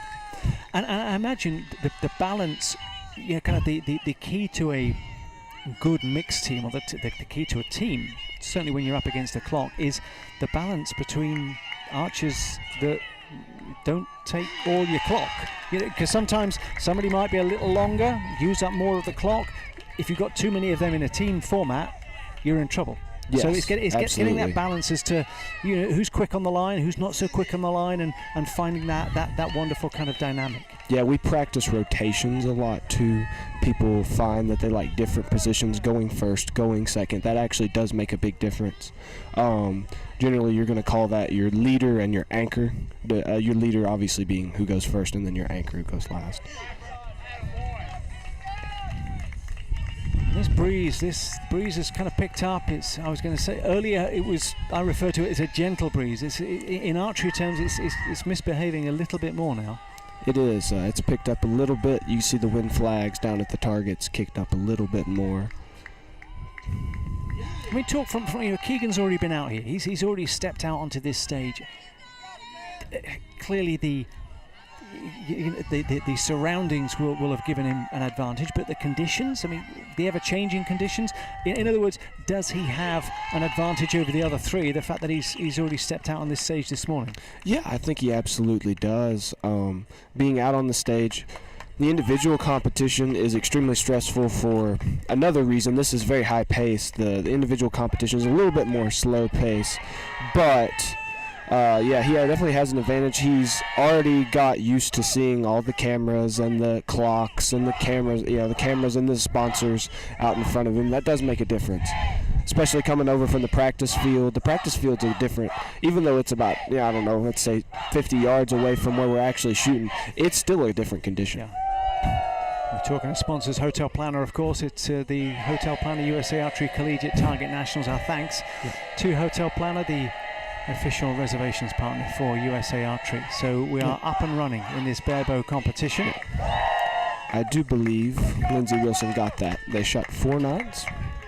Yeah, 36, very good shooting. 36 there. Very good shooting. And I'm not sure whether that's been updated, but otherwise it's a 23 for Texas A&M. But again, being the set system, get it out of the way. If there's any nerves, get those nerves out of the way. But as we saw from Keegan Benton this morning, once he got the bit between his teeth, he was flying, and it was difficult to stop him. Anastasia, I suspect with what she's gone through over the last year, this is just going to be almost a welcome relief. The fact that she's able to compete and she's out there and she's shooting for gold. Absolutely. I've been privileged enough to be out there before, and it's a welcome stress. It's being up on the stage, to be stressed, to be pressured. It really is a privilege.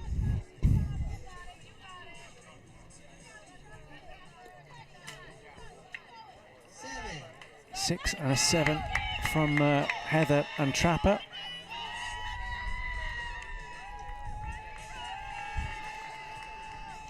Some words of encouragement, I suspect, for Keegan. A little nod, and he's ready to go.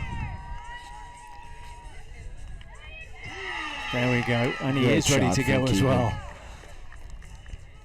And if you've got any kind of nerves, or if you're a little bit hesitant, I mean, imagine for an Anastasia, having Keegan in that kind of form just makes that walk to the line a little bit more comfortable. Yeah, absolutely. You know that you've got someone in Keegan that's been on this stage, can settle you down and maybe be able to give you a few little pointers.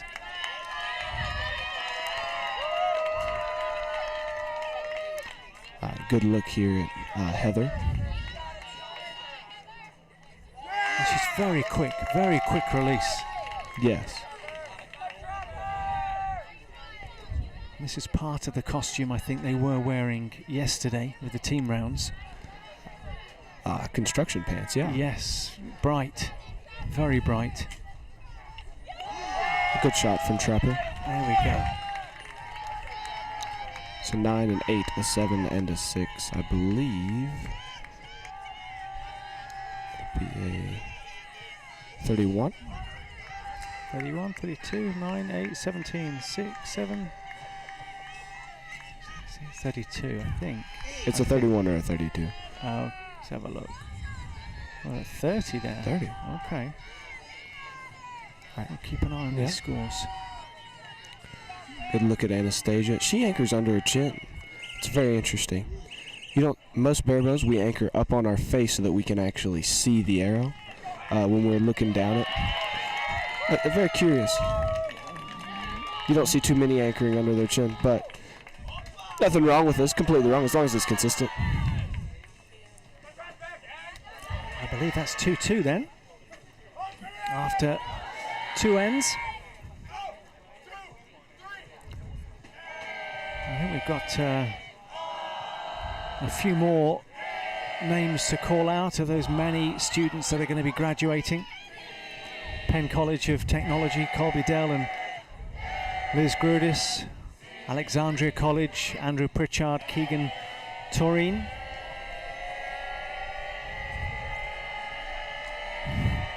And, what was the ceremony like for you guys? Big occasion? Say again? Your ceremony, your graduation, was it a big occasion?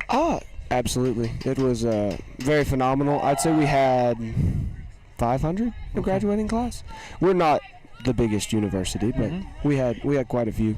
I know like very big school, like state schools, they break it up in like several ceremonies, like several different commencements, like each for different the schools, like the different colleges. And have you been on that? Have you been on the collegiate archery journey all the way through with Kyle and some of the other guys? So no, I actually transferred to do a master's degree after I finished my undergraduate degree at the University of Pikeville. Pikeville. Yes. Okay.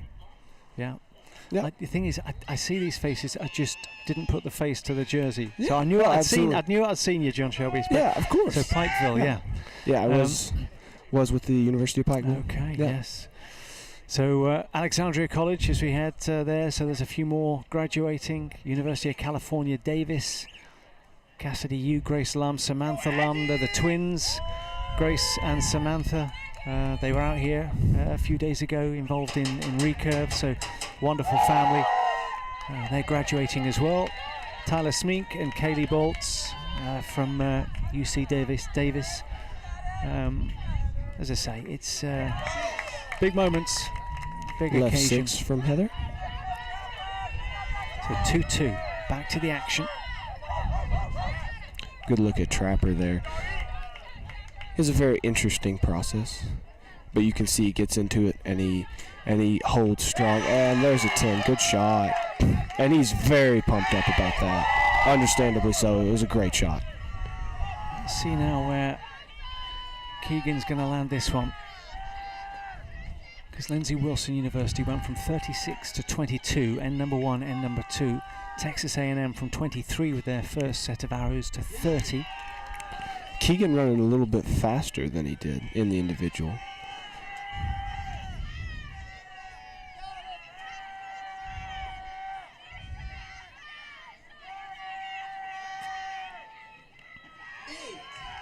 Good shot from Anastasia.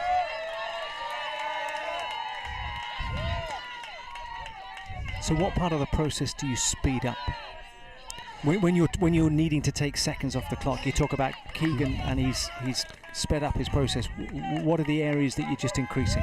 So in bare bow, since we don't have a draw check or anything like that, we're essentially getting into our backs as far as we can, and then we're essentially putting pressure in our backs until we physically can't pull anymore and the string will roll off our strings. For Keegan, I think what he's speeding up is the fact that he's just pulling faster than he was before. It was a little bit more methodical in the individual.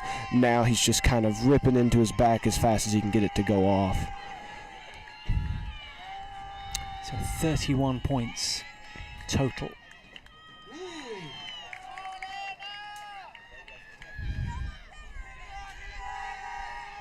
From Texas A&M.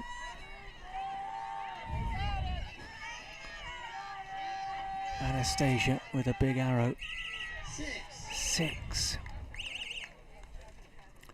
That might be. I believe that will go to Lindsay. That might be enough. I believe that will go to Lindsay. 32-30. I think it's 32-31 in favour of Lindsay Wilson.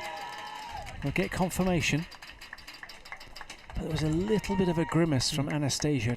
I suspect she may have thought it wasn't enough. But we're getting confirmation. Yeah. 32-31. So 4-2. And we're coming to the final end.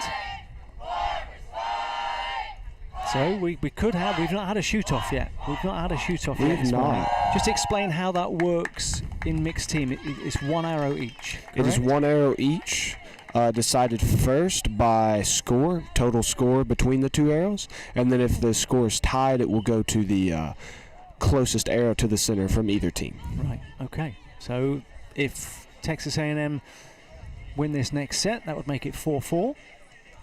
And we would have our first shoot-off. And what are we in? Match number 10? We were close. We were close early on to a shoot-off. Columbia University, that all Columbia University affair. Eunice Choi and Elena Lipscomb. But Elena pulled away and won that one in the end, despite sterling efforts from Eunice. So here we go. This is end number 4. And we're just seeing as they clear the field. A little bit of a wait. And it'll be Heather Goods.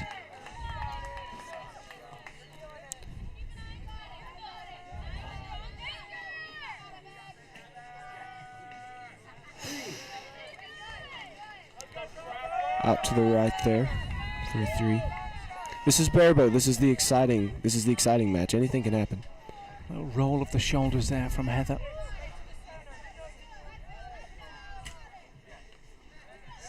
6. There's the screech and the shouts from Lindsay Wilson University. And they do make themselves heard. Heather looking on, waiting to see. Wow. Right on the spider from Keegan. What a great shot. And that will just help Anastasia relax a little. Puts the pressure on Texas A&M. Great confidence boost there. 7. So absolutely is advantage Lindsay Wilson University. Keegan Benton, Anastasia Godman, Trapper Feuerbacher and Heather Goods with work to do. Heather with a 7. This is the 1 and 2 seeds. Lindsay Wilson University, the number 1 seed.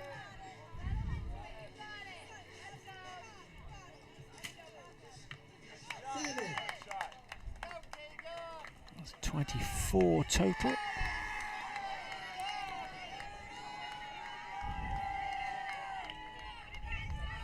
So I think they could win it on this arrow. Yes, I believe they can. 23 total for Texas A&M. 7. That takes them to 24 with an arrow to spare. Yeah. So this match is going to go to Lindsay Wilson. What's going Anna through wants her to put a mind? good shot in there. And that was a good shot. Finishes with an 8. What an exhale there from Anastasia. What is going through her mind? And what a comeback. And there's a big hug there. And there's the reaction from Anastasia. That's how much it means to her. From being told she'd never compete in archery again, she'd never pull a bow again, to being here on this stage. And not just competing, but shooting for gold and winning gold alongside Keegan Benton, who's a double gold medalist here at the Collegiate Target Nationals. What an excellent show. What an excellent display. And well done as well to Trapper and Heather and Texas A&M again on the podium with another silver. And they really have been just constant. They've been there, golds and silvers this morning for Texas A&M. National champions, Lindsay I mean, Barebow, you've got this. There's a lot of quality. There's a lot of quality coming through, and Keegan Definitely. Benton's going to be. I mean, where's he in his collegiate? He's going to be around for a little bit longer. He's a freshman. This is his first year. Really? Yes. He's stormed onto the scene. He's been on the I've seen him international, on the national Joad, I've circuit. seen Yeah. him in the Joad circuit and all of that.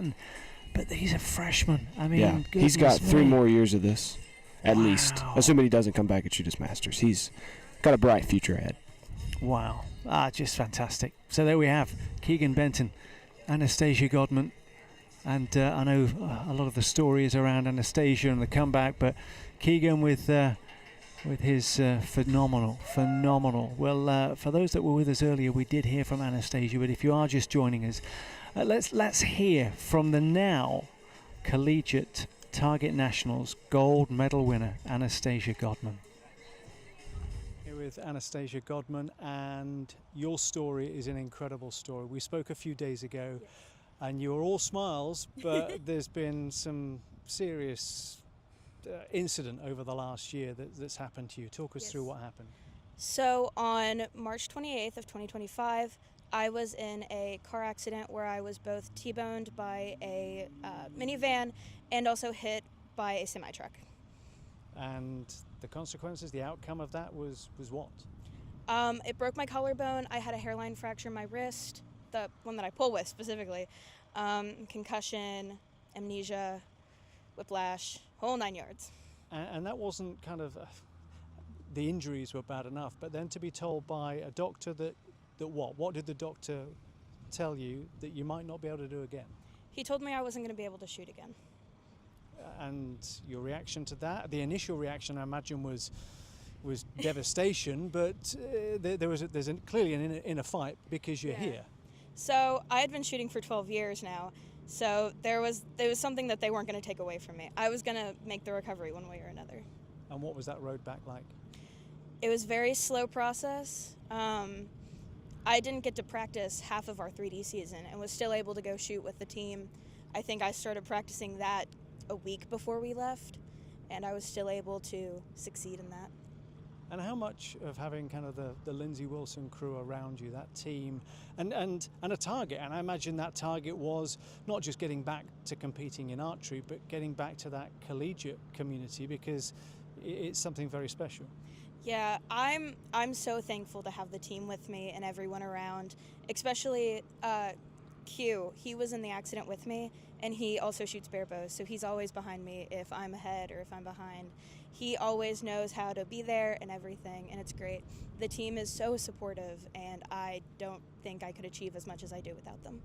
And not just coming back to archery, but medaling in the individual. You got bronze, and at least one more medal because you're in the mixed team gold medal match. How much did that mean? And it's clearly not the end of the journey or the end of the story, but how much has that kind of given you that satisfaction that you proved the medical professionals wrong and it showed you've got that inner fight? Yeah, so I get to go shoot the mixed teams with Keegan, and I'm so excited for that. It was something I really wanted to do, and going into this season, actually, I looked at Anna, our coach, and was like, look, all I want to do this year, I would love to make Shooter of the Year, and I got to do that, so that was something that really meant a lot to me, especially after coming back and being told I wasn't going to be able to shoot. It was something I really cared about.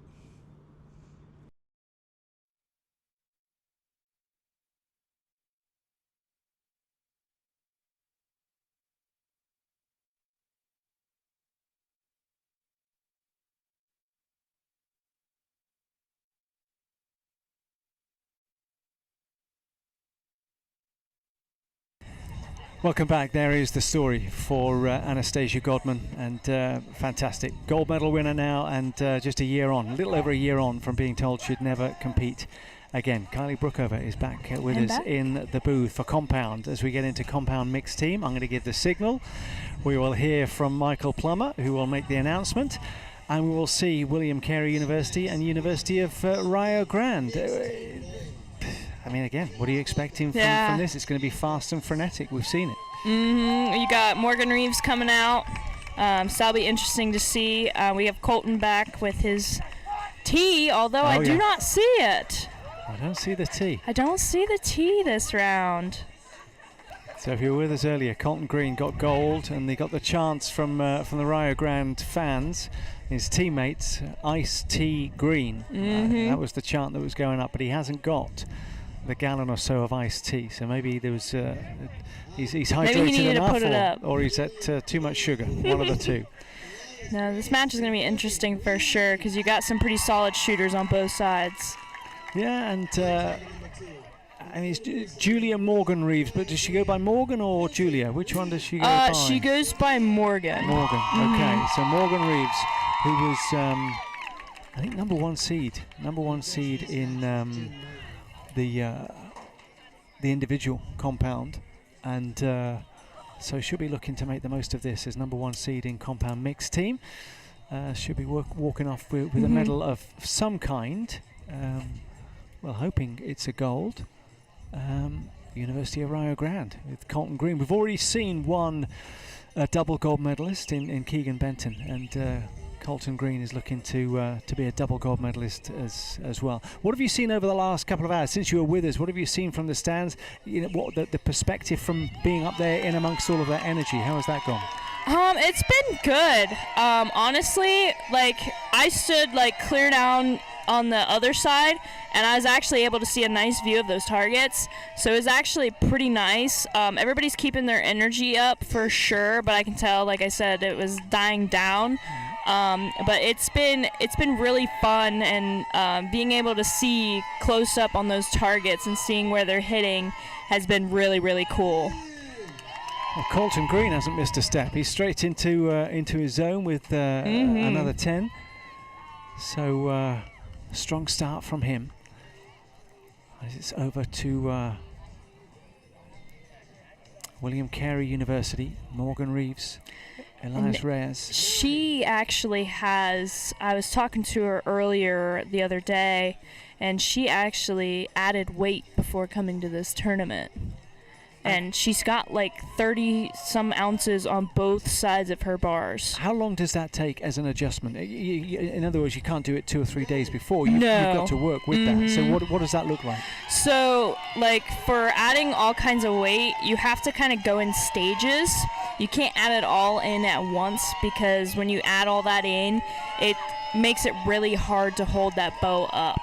So you have to do it in stages to where you can add on your holding weight with it to kind of help balance you out with that weight adjustment. Because she actually has 24 pounds of holding weight, I found out.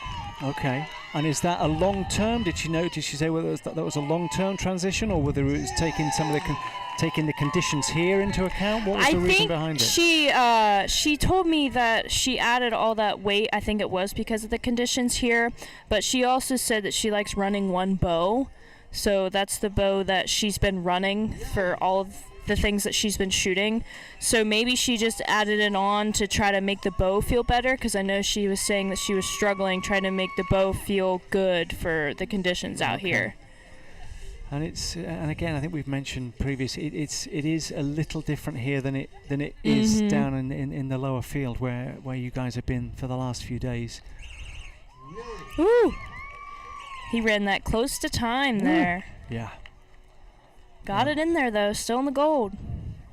We've seen a little of that this morning, where they've and again the first couple of ends, and obviously they've got to get into their stride pretty quick. You got to make sure that, because you're not just on your own time, you're impacting your teammates. So I mean, again, that's a little bit of a responsibility. You don't be chewing into the time of. So are you a fast releaser? You're a slower one? In other words, if you've got a slower and a quicker archer, which one are you on the mixed team? I'm on more of the slower side. Right. I take a little bit more time to set up my process, but I can still do it in a way that's quick enough to where I'm not taking up too much time. They usually stick me to go first because they know I'm the slowest. So they stick me first so I can still have enough time to set up my shot and pull off a strong shot. And then we kind of just like step it down on who's the quickest and who can get it off fast enough. Well, I mean, Colton's quick. I mean, Colton's is address and release is very, very quick. You've been in these conversations. Obviously, we've got the crowd there, and Rio Grande are looking on. But as we see what's going on behind with the archers, what are the conversations? Is it technical? Is it just chit chat? Is it banter? Is it what do they talk about here up there? Yeah. Honestly, for them right now, they all look kind of serious. They're all like in the zone, just kind of. But for the most part, like whenever I shoot the team stuff, I'm more so just chit chat. Right. It kind of helps to keep your mind off of stuff. But you talk more like the technical stuff, like what you're looking for, and like talking about performance. Yeah. But it's also nice when you see smiles. Well, Morgan again just broke into a smile there, and is it? I suspect there's also a little bit of psychology. It's knowing what motivates you. Rather, you don't want to be the clown amongst the pack and irritate your teammates, but then you want to. It's kind of like a fine line. Okay. So like you kind of try to uplift to a point where you can get a smile and then kind of boost up that person's confidence. But knowing where to draw the line. Yes. That's where I'd struggle. That's where I'd struggle. Because it becomes a point where it's like, okay. Yeah, no, that would be me. That would be me. But up there though, I will say our collegiate program, everybody does a good job of kind of intermingling with each other. I've seen a lot of teams kind of chime in with other teams and cheering, so it's been kind of cool to see that. And I think we do a really good job at that.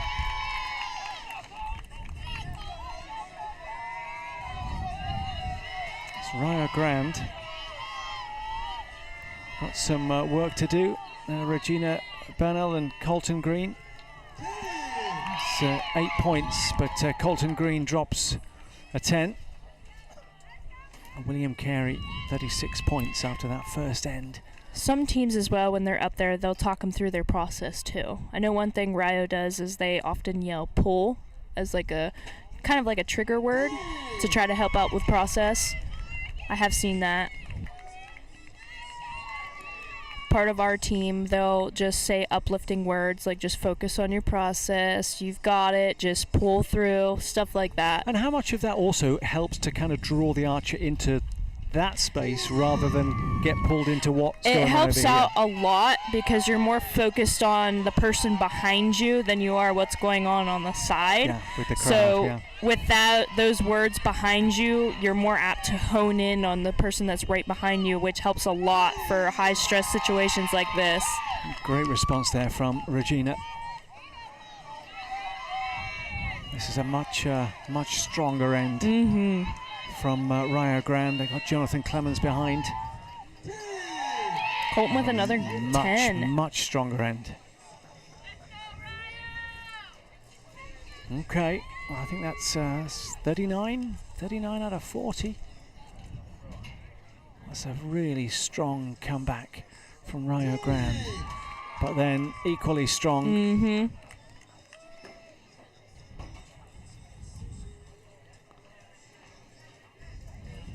And they've gone 10, 10, 10.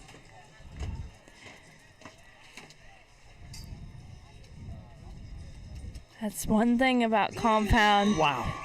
It's so solid, just a couple points really matters. That is it. That's a maximum from William Carey. Wow. And that is a strong, strong response. And again, University of Rio Grande came in with a 39, and you think that's a really good comeback from the 28 that they started with, and then landing a 40. Yeah.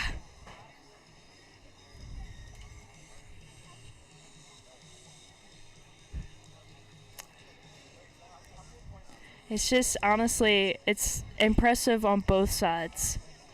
Because, like, it's going to be interesting to see how these next couple of rounds go, because it truly can go either way. Yeah. And we saw, what was that? It was an 8-point swing in the first end.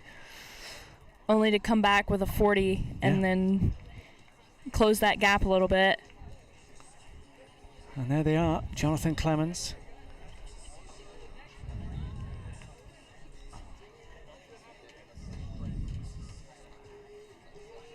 He's building quite the program.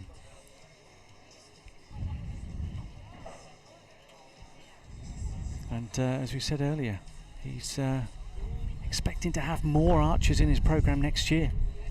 Oh yeah. In the 50s, I think 50, 53, 54. I think they've got 30 something. It'll be interesting because they're the second team in Ohio that has an archery team, because it was just like varsity, it was just us, Muskingum. Okay. And then when they created a program, now we've got 2 in Ohio that have a varsity program. So it's really cool, and knowing that we can actually grow these types of programs in Ohio. Yeah. Well, and that was a 39 from a 28, and the gap was wider. The gap is now 9 points after the second end, because William Carey landed a 40. So Colton Green. See if they can keep this pressure on. And it's that whip away, it's that pull away that Colton Green has. It's a little different. We often call that Bo Kwon Do. Oh, do we now? Okay, I'm going to add that to my Yeah. vocabulary.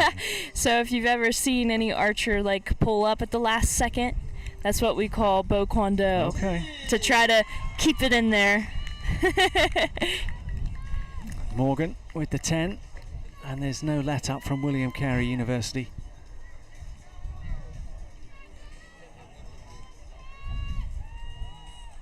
Elias Rez. And that wind has Kind of a longer hold changed, it's changed there. direction. It was coming right down our throats at one point, but the end result is the same. Still got the 10. Now, I was watching it earlier when watching the other shoot downs, and I noticed the wind started picking up there a little bit, and I'm like, I wonder how this is going to affect some of these people still shooting off.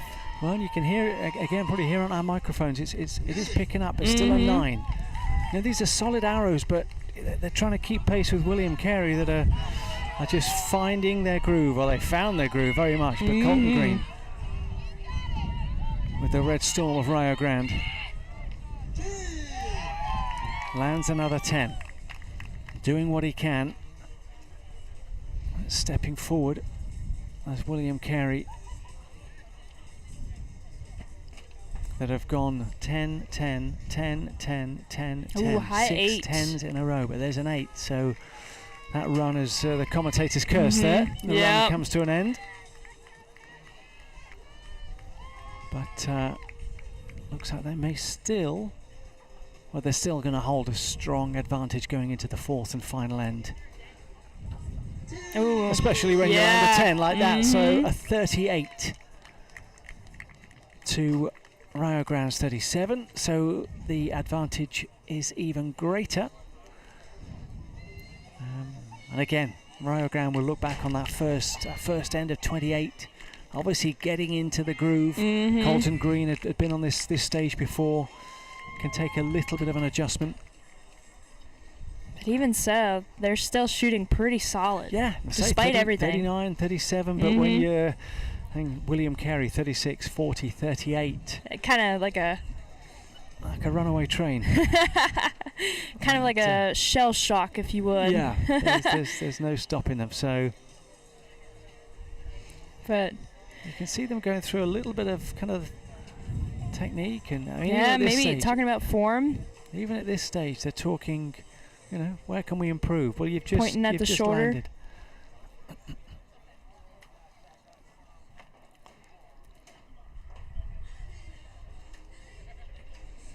And the wind still picking up there. Still picking up.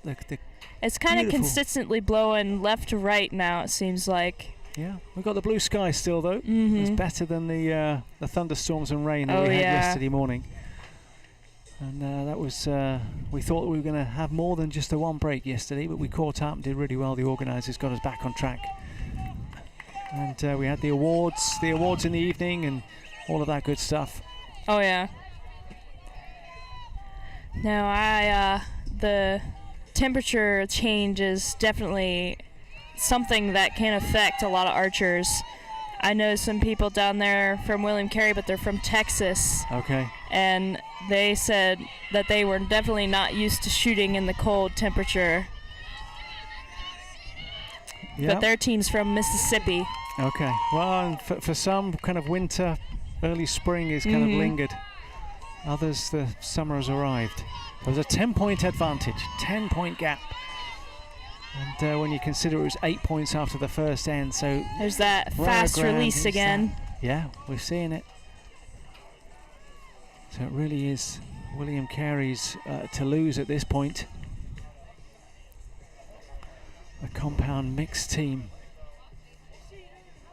Well, how has this been as an experience, sitting in the booth and talking about the archery? Is this a first? Yes, it's a first for me. Yes. Were you yes. voluntold? Were you told this was what you were doing? My coach, he said, "Oh yeah, you're doing this, and this," and I said, "Oh, okay. Cool." All right. Well, as long as the arm wasn't twisted too much. No. Good. This has been a great opportunity, and it's been a lot of fun. It gives you a different perspective. Yeah. And it's pretty cool to talk about something that I enjoy, and seeing these guys shoot as phenomenal as they are. And translating it into kind of, explaining it. Because sometimes you just go through that process and you assume, and just, no, this is why we're doing what we're doing, and that's why they did that. Yeah, this has definitely been really cool. It's been a good experience for sure. Oh, fantastic. Colton Green has got the one Landed goal an and X. he's finished with a really strong shot there. So 38 for Rio Grande. And again, look at that. 28, 39, 37, 38. I mean, those last three are not disappointing scores. No, not at all. That's just so tough, and I keep saying it, but it truly is just, you're talking points just here and there for compound. Can make or break a round. It's honestly like phenomenal that is that type of level that Compound Open is. And with it being cumulative, there's, you give up too many early on in the set system as we crown the champions here. William Carey University, Elias Reyes and Morgan Reeves, phenomenal, fantastic performance from them. University of Rio Grande, again, just that first end, but from there on, strong, and they will walk away with silver. Texas A&M, Levi Harkey and Carson Cray will pick up the bronze, or picked up the bronze, and those medal ceremonies will be in a short while. But yeah, you give up too many points. It's not like the set system. You're playing catch up, and you can be as strong as Rio Grande were with second, third, and fourth end, and they were left with too much to do. So there's confirmation. William Carey University are the champions and the gold medalists for compound mixed team for the Hotel Planner USA Archery Collegiate Target Nationals for 2026. But even so, going into this match, it was 1 versus 2. Yeah. So there was no telling which way it would have went. Yeah. And they both hit 154s in their semi-finals, and their semi-final wins. So they were. But again, that was down on that field. You're on this field. The weather behaves, or the wind behaves a little differently, and then you've got a little more. You're facing a different direction. You got more cameras, more signs, and there's more people. I mean, again, more people. You've not got one judge and somebody scoring for you. There's a whole army of people that are here as part of this. This finals day, and it has been a wonderful finals day, and made the better when the weather's a little kinder. Yeah. So that does help. This time last year it was a different ball game altogether. It was extremely chilly. It was so cold. Very, very uncomfortable. I mean, me and Morgan last year shot for bronze, and the wind was so bad we just stood there for a second just staring at each other, wondering which one would pick up their bow first. Oh my And goodness. it turned to this gorgeous weather. Yeah. So they're moving the targets back for recurve, and that is what will come next, and that will be the final. That will be the final match. So Kylie, are you sticking around? You heading? When does the team depart? We have some teammates picking up some awards, so I'm still here. You'll still be here for the medal ceremony. But thank you so much, Kylie Brookover, joining us with the compound division earlier with the individual. And we have, I think, more stories about the graduating process and those archers that have gone through the collegiate archery program and have walked the walk. And this is the end of their collegiate archery journey. Okay. Here with Kenzie Yates from Lindenwood University, and you are one of a number of students that are graduating, have graduated. What are your emotions at the moment, knowing that this could be your last collegiate archery event? Yeah, so it is very bittersweet. I'm very sad to leave. Like, no tournament will ever compare to this. I'm excited to grow up in adult life, but I'm very sad to leave for sure. And sell the program, sell collegiate archery, and not just the USA Archery events, but regional events, just being part of that collegiate program at Lindenwood. So it's like a whole nother family. Even like at the school, we have our own family. It's a whole new family to me. And even I run into regional people at nationals, and we always like meet each other, and people you would never think you would run into and meet and be friends with. So it's a pretty tight group. And was it what you expected moving into the collegiate program? I was very scared to go collegiate-wise, but I think it's really cool. It's nothing scary at all. And describe for those that have never been to an event like this, have never been to a collegiate event, how it differs from other archery tournaments. Team rounds will never be the same. The energy that the spectators, the other shooters, that atmosphere just in general, it's surreal about how these events go.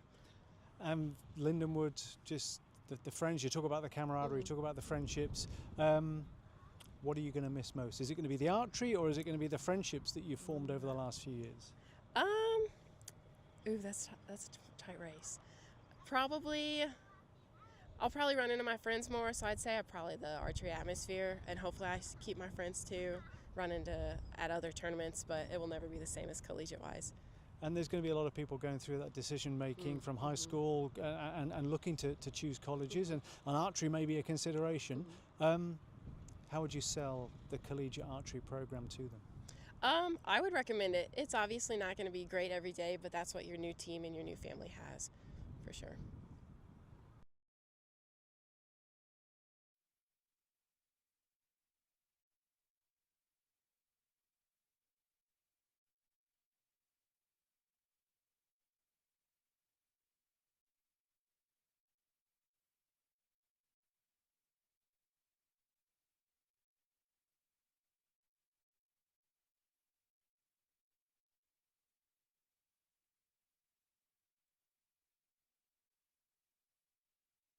Look at this. There's more. We're growing. We are growing. We talk about family. We are growing. There's two in the booth. We've got Ashton and Rebecca. Remind me, Lindenwood and East Kentucky University. So we're kind of spreading the representation because we are going into recurve mixed teams. That'll be our final match. But Ashton, for you, I think you are graduating. Are you graduating? No, I'm going to take a fifth year. You're going to take it? Okay, yeah. He's going to take a fifth year, so you'll be around next year. So what has the last few days been like for you? Talk through the experience. It's been really good. This is my fourth event, so I'm really excited. I did quite well. I didn't get too far in the matches like I thought I might, but I ran into really good competition. Joshua Bayek. Okay. He's a really good shooter. So, and then my three-man team ended up getting silver, and we beat Texas, which is always fun. Okay. So fabulous. It was a really good time. Yeah. And Rebecca, is this a first for you here at Collegiate Target Nationals? Yes. So, but I'm coming up into junior, so I'll be here another 2 years. Okay. So how has this been as an experience then? It's been wonderful, honestly. I got to come back to see a lot of my friends, and kind of similar. I got thrown by my first round for eliminations and got out to a wonderful archer, but it's been a great experience. Okay, yeah, and just this side. I mean, the noise. I mean, have you been up in the stands? Yeah. What's it like up there? What is it? It's a whole lot of red and blue and red and white yelling out. Okay. So it's a good time. It's a lot of team spirit. Okay. Up there. Okay. Yeah. And if do you pick somebody to pull for? I mean, are you kind of? I mean, yeah, I feel like I know just about everyone shooting, at least on the recurve side of things, and you see them around, so you kind of get some friends and whatnot from other schools. So So what are we expecting here? Chat post, Catalina Janoriega and Jin Kang and Alina Lipscomb, who's already got a gold medal earlier. So we've got Texas A&M and Columbia University. So on the women's side, Catalina, I mean, you'd have seen her on the line. I mean, she was the #1 seed. She's an Olympian. What is that like to be on the same line at a collegiate event with an Olympian? It's wild. It's kind of just like, it almost doesn't feel real, honestly. And there's not many sports. There's not many sports where you can be on the line with, you know, the equivalent of somebody that's appeared in a Super Bowl or, you know, a Grand Slam or one of the majors in golf. That kind of level, Olympians. And here we are, and Catalina is on the line. But then we've got Columbia University, who've just got such a strong program. So strong. Josh is a great shooter. Josh isn't out there. It's Jin. Yeah, Jen. He tore up the U21 circuit last year in the USAT series. That's Catalina. That breeze has kicked up again. That's kicked up another notch or two. So Rebecca, was this your first collegiate target nationals as well, or have you been previously? This is my first target nationals. I've been shooting recurve for probably about 5 or 6 years now. Okay. So how was this as a whole experience? And I've asked others that have come before, what were you expecting coming in, and how has it lived up to those expectations? I was expecting big, and I got big. Okay, yeah, and loud, big and loud. Yeah. And colourful and energetic and all of those, yeah. And Ashton, I know you've been at many events. You've been out of all the events, and you've done USATs, you've done field, you've done. I keep telling people it's different, it's special. You are in the mix. Tell us why. Yeah, so the biggest difference between college archery and just, I'm going to say, normal archery is just the energy. The noise is so much louder, but I tell you what, it is the most fun you'll ever shoot in. It's really cool.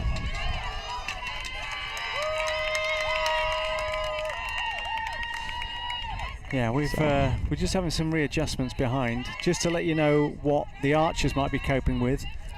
This is what we're coping with behind. We'll have a look after Catalina's released the arrow, but you might be able to see, that should be upright behind us, but it's not. So we're struggling, but I can only imagine what the archers are going through. And this wind has picked up. I mean, and again, I've asked this before, but you've got flags down the sides, you've got flags at the end, you've got flags on the top of the targets, you've got a windsock. What are you going by? What are you being judged by? Honestly, I would probably find about where that wind's pushing. It looks like it's coming straight at us. That's what my first impression's looking like, maybe a little from the right. So I would be aiming just a little bit right and just trying to make the strongest shot I could. A lot of that wind isn't going to be hitting the archers too bad. We have a lot of kind of side blocking, so it should be pretty manageable. But I'm sure they're not enjoying it out there. Well, and Elena's already been out here, but the conditions have changed. Yeah. And oh boy, they've really changed now. The backdrop has gone completely. It's bowled over. It's wild now.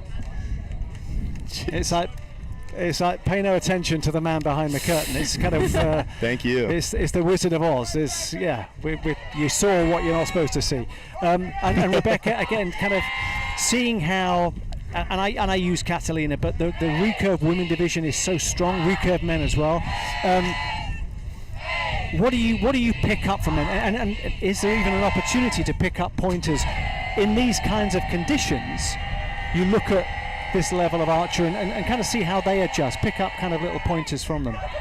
Pardon? How can you pick up pointers from archers of this level in these conditions? When you're on the line with them, is there a way to kind of see how they cope and learning from them? Absolutely. I'm honestly not the most talkative person, but everyone's super nice to talk to, like walking down to score and everything. So honestly, just like asking questions, just asking, or even just like watching them while they're on their line. Like if you notice someone's doing really well, I have been one to just kind of pick up on little mechanics that people have up on the line that I think may help them with scoring. So it's honestly just kind of it's just that's really all it is just watching other people, but also just interacting with them. Yeah. And it's amazing. There's not many sports where the rivals share insight. Yeah. They share. Oh, this is why I'm so good, and this is why I'm doing this, and I'll let you in on this little secret that might make you better. There's very few sports that you would see that happen. Why archery? Why does that happen? I think everyone's just really nice, to be honest. Like that'd be the only answer. I know that that people are always trying different equipment, different arrow builds, what combinations, and I can send a text out and get 4 answers from people of what their magic sauce is, and they're gonna be totally transparent and honest with it. Wow. It's awesome. Wow. Yeah, no, it really does make it special. It makes it extra special. So Texas A&M took that first set 2-0 against Columbia University. So Chap Post and Catalina, both the number 1 seeds in the individual. Yes. And there's the steely gaze from Catalina. When she breaks into a smile, the whole face lights up. But there was no messing with that one. That was the face of focus. No. And Catalina's been here before, right? In this kind of final stage. And I've not asked her. I'd be fascinated to know. I mean, obviously she's represented the nation on the world stage, on the Olympic stage. Whether it's a little bit different when you're representing your school. Now, of course, you're representing your country, which is huge, and I'm kind of not underplaying that. But you know, they're your friends, they're your buddies. You don't want to let them down. Yeah. It's I'd be interested to kind of how this kind of compares. And as I say, the Olympics and the World Cup, it's a different level. But that inner, kind of that inner focus and inner drive of not wanting to let people down in what is otherwise an individual sport. And how have you kind of worked on that, having been in the sport, being in this environment where it is a team environment in an individual sport? Rebecca, your thoughts on that? I don't know. It's really just kind of knowing how you work, but also knowing how your partner works, and just kind of like meshing that together. I suppose. Yeah. And the timing, the clock, the timing aspect, certainly with this as well. Yeah. And Lindenwood, your team, how many are you losing as seniors? Are you losing a few? I don't think we're losing any this year. We've decided to all come back for a 5th year, and maybe next year we'll have that issue. But I know I've been shooting with my guys for 3 years. There's only 3 of us, so we always shoot together. Brilliant. I've shot with the same girl for mixed teams every year until this one, and she decided to go shoot compound. So, yeah. A high five there. Yeah, absolutely. Jack and Catalina and Chap. Yeah. And you say all 3 of you decided to go for a 5th year? Was that a collective conversation? No, Are you staying? Well, I'll stay if you stay. No. Yeah, no, it's just kind of a, hey guys, what if we did it, and it kind of worked out that way. Okay, so we'll see you in Foley then, will we? Oh, for sure, in Foley. So. Okay. Yeah. Are you going to be finding yourself at Collegiate 3D? Yes, we're losing 1 senior this year. Okay. We're losing a compound, but we're hoping to get a couple new people in. Yeah, but do you do Collegiate 3D? Do you do the 3D Yes. event? Okay. I'm honestly going to try to go this year. Yeah. I've never done it before, but from what I hear so from fun. everybody. You gotta go. It's literally everybody I talk to who's gone to 3D Nationals. And then the mixed equipment is the fun. coolest thing ever. Yeah. So it's so neat. Me and a couple of the teammates are gonna practice and plan on going Do this fall. Fantastic. We're just working on getting my internet back up. Oh boy. It's a first world problem. But it looks like. What are those scores down there? Down. It looks like it's a 4-0. 4-0. Texas A&M. I think. But we're just trying to retrieve the internet. Columbia getting the cheers from behind. Texas A&M, and they've had a strong nationals of Texas A&M. Absolutely. Cumberland's got the overall title last year, and Texas A&M have come back with a vengeance and been in a lot of gold medal matches this morning. Yes. And you've been at Field Nationals a bit. Are you going to be there this year? I'm going to travel to Yankton, Okay. so I'm excited. I would like to make that team. But yes, it's the U.S. team trials, yes. of course. Yeah. And I'm not under 21, so I got even more stiff competition. Okay, so than you this got year, to battle with the big boys then, have you? Yeah. Okay. Yeah. Okay. It's always a fun one though. Yeah. So. Oh yeah. Well, as long as last year and it was great from our standpoint because just the shots and the images were phenomenal. But it was a bit soggy, wasn't it, last year? It was got a little got a little damp. They had no rain during the day, loads of overnight rain, and lots of standing water. So yeah, we had to, I think, put trash bags on in a couple shots just to go get arrows. So yeah, just to wade out to pull the arrows. So yeah, we're not winning you over on this one, are we, Rebecca? No. Not quite. But it's always great, and It's quite fun. Yankton will be phenomenal. I love They've got Yankton. the Field Nationals and 3D Nationals there as well. As we get underway for end number 3, work to do for Columbia University, Jin Kang and Alina Lipscomb. But a 9, good, strong, solid start. At this point, what's going through your mind? You're 4-0 down. I don't want to throw caution to the wind. That's a little cheesy, but do you relax a little more because you're chasing? What does that do for the psychology of it? I would have to say that they're going to be a little bit relaxed, but they're still urgent. They still know that it's 100% possible. It would be just like every other shot, though, is what you're supposed to do. Just put it where it's supposed to go and make the best shot you can. Absolutely. Catalina stepping up. Someone that's been in the big conditions on the big stage. There we go. Here she is at the collegiate level competing for her teammates and lands the 10. She just got back from Shanghai, didn't she? That was so awesome. Shanghai last weekend, in fact. So she's been traveling and a 10 from Chat. I mean,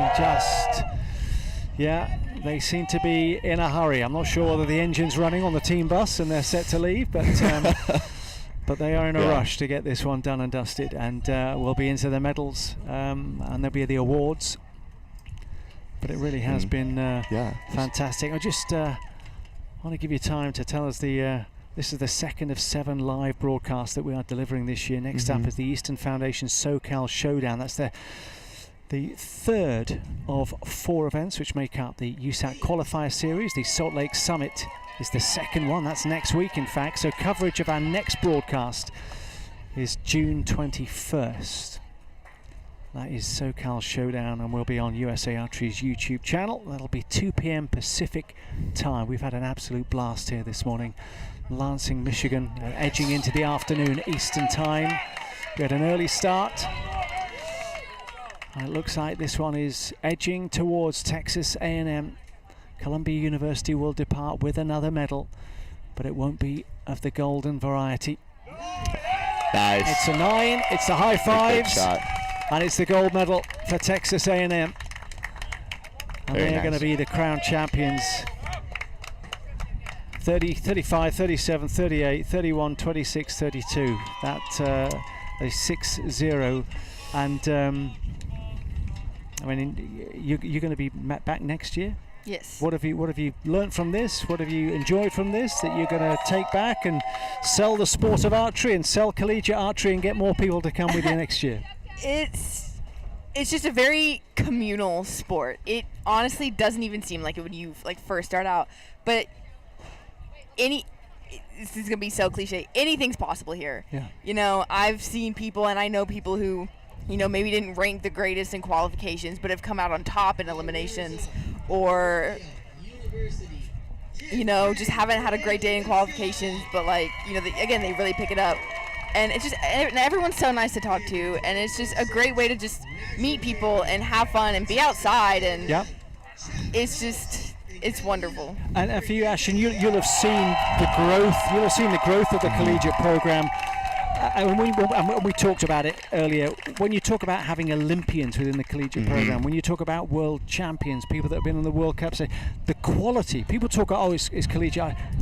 there's international archers that are competing. Yeah, that. It's such a hard field to win. It's basically another national tournament in my mind. I counted 7 professional shooters in the compound division alone that just got an award yesterday. So insane quality of shooters. I've shot against my fair share of world-class shooters in my time here. So. But happy to share tips and tricks. That's it's awesome. Again, you know, it's fantastic. Rebecca, Ashton, thank you so much. That was a rapid, quick fire whistle stop through the recurve mixed team division. And I do want to give a shout out. There's a couple of other schools that have got graduates this week: Mount Marty University, Sawyer Gooden, Lindsey Wilson University, Gus Birds, Dylan Langley, McKenna Langley, Mayline Maguire, Audrey Mills, Seth Pipes, Laquan Williams, Morgan Wilson, Rayleigh Yadon, James Madison University, Gavin Ferguson, Metro State University of Denver, Andreas Borg and Joseph Dougherty, and then Rowan University, Matthew McBurney, Robert Robinson and Jacob Apicella. They are the graduates from some of the schools. I'm sure there are other graduates that will be graduating that have been part of these collegiate target nationals over the last few days. As the celebrations will continue, we'll find out who will be the overall national champion in just a few moments. But I do want to thank a few people, of course, the judges and officials and scorers, the volunteers, the wonderful people from the Lansing Sports Commission and Michigan State University. I want to thank Stan and Phil behind the scenes who've done sterling work, Barbara and Eric, who've been out late at night and early hours of the morning, and also, of course, the schools and the athletes. And thanks to you for watching. And next broadcast is SoCal Showdown, June 21st. We will be in Salt Lake next week for the first edition of the Salt Lake Summit, but from us all in Lansing, Michigan, from the 2026 Hotel Planner USA Archery Collegiate Target Nationals. Thanks for your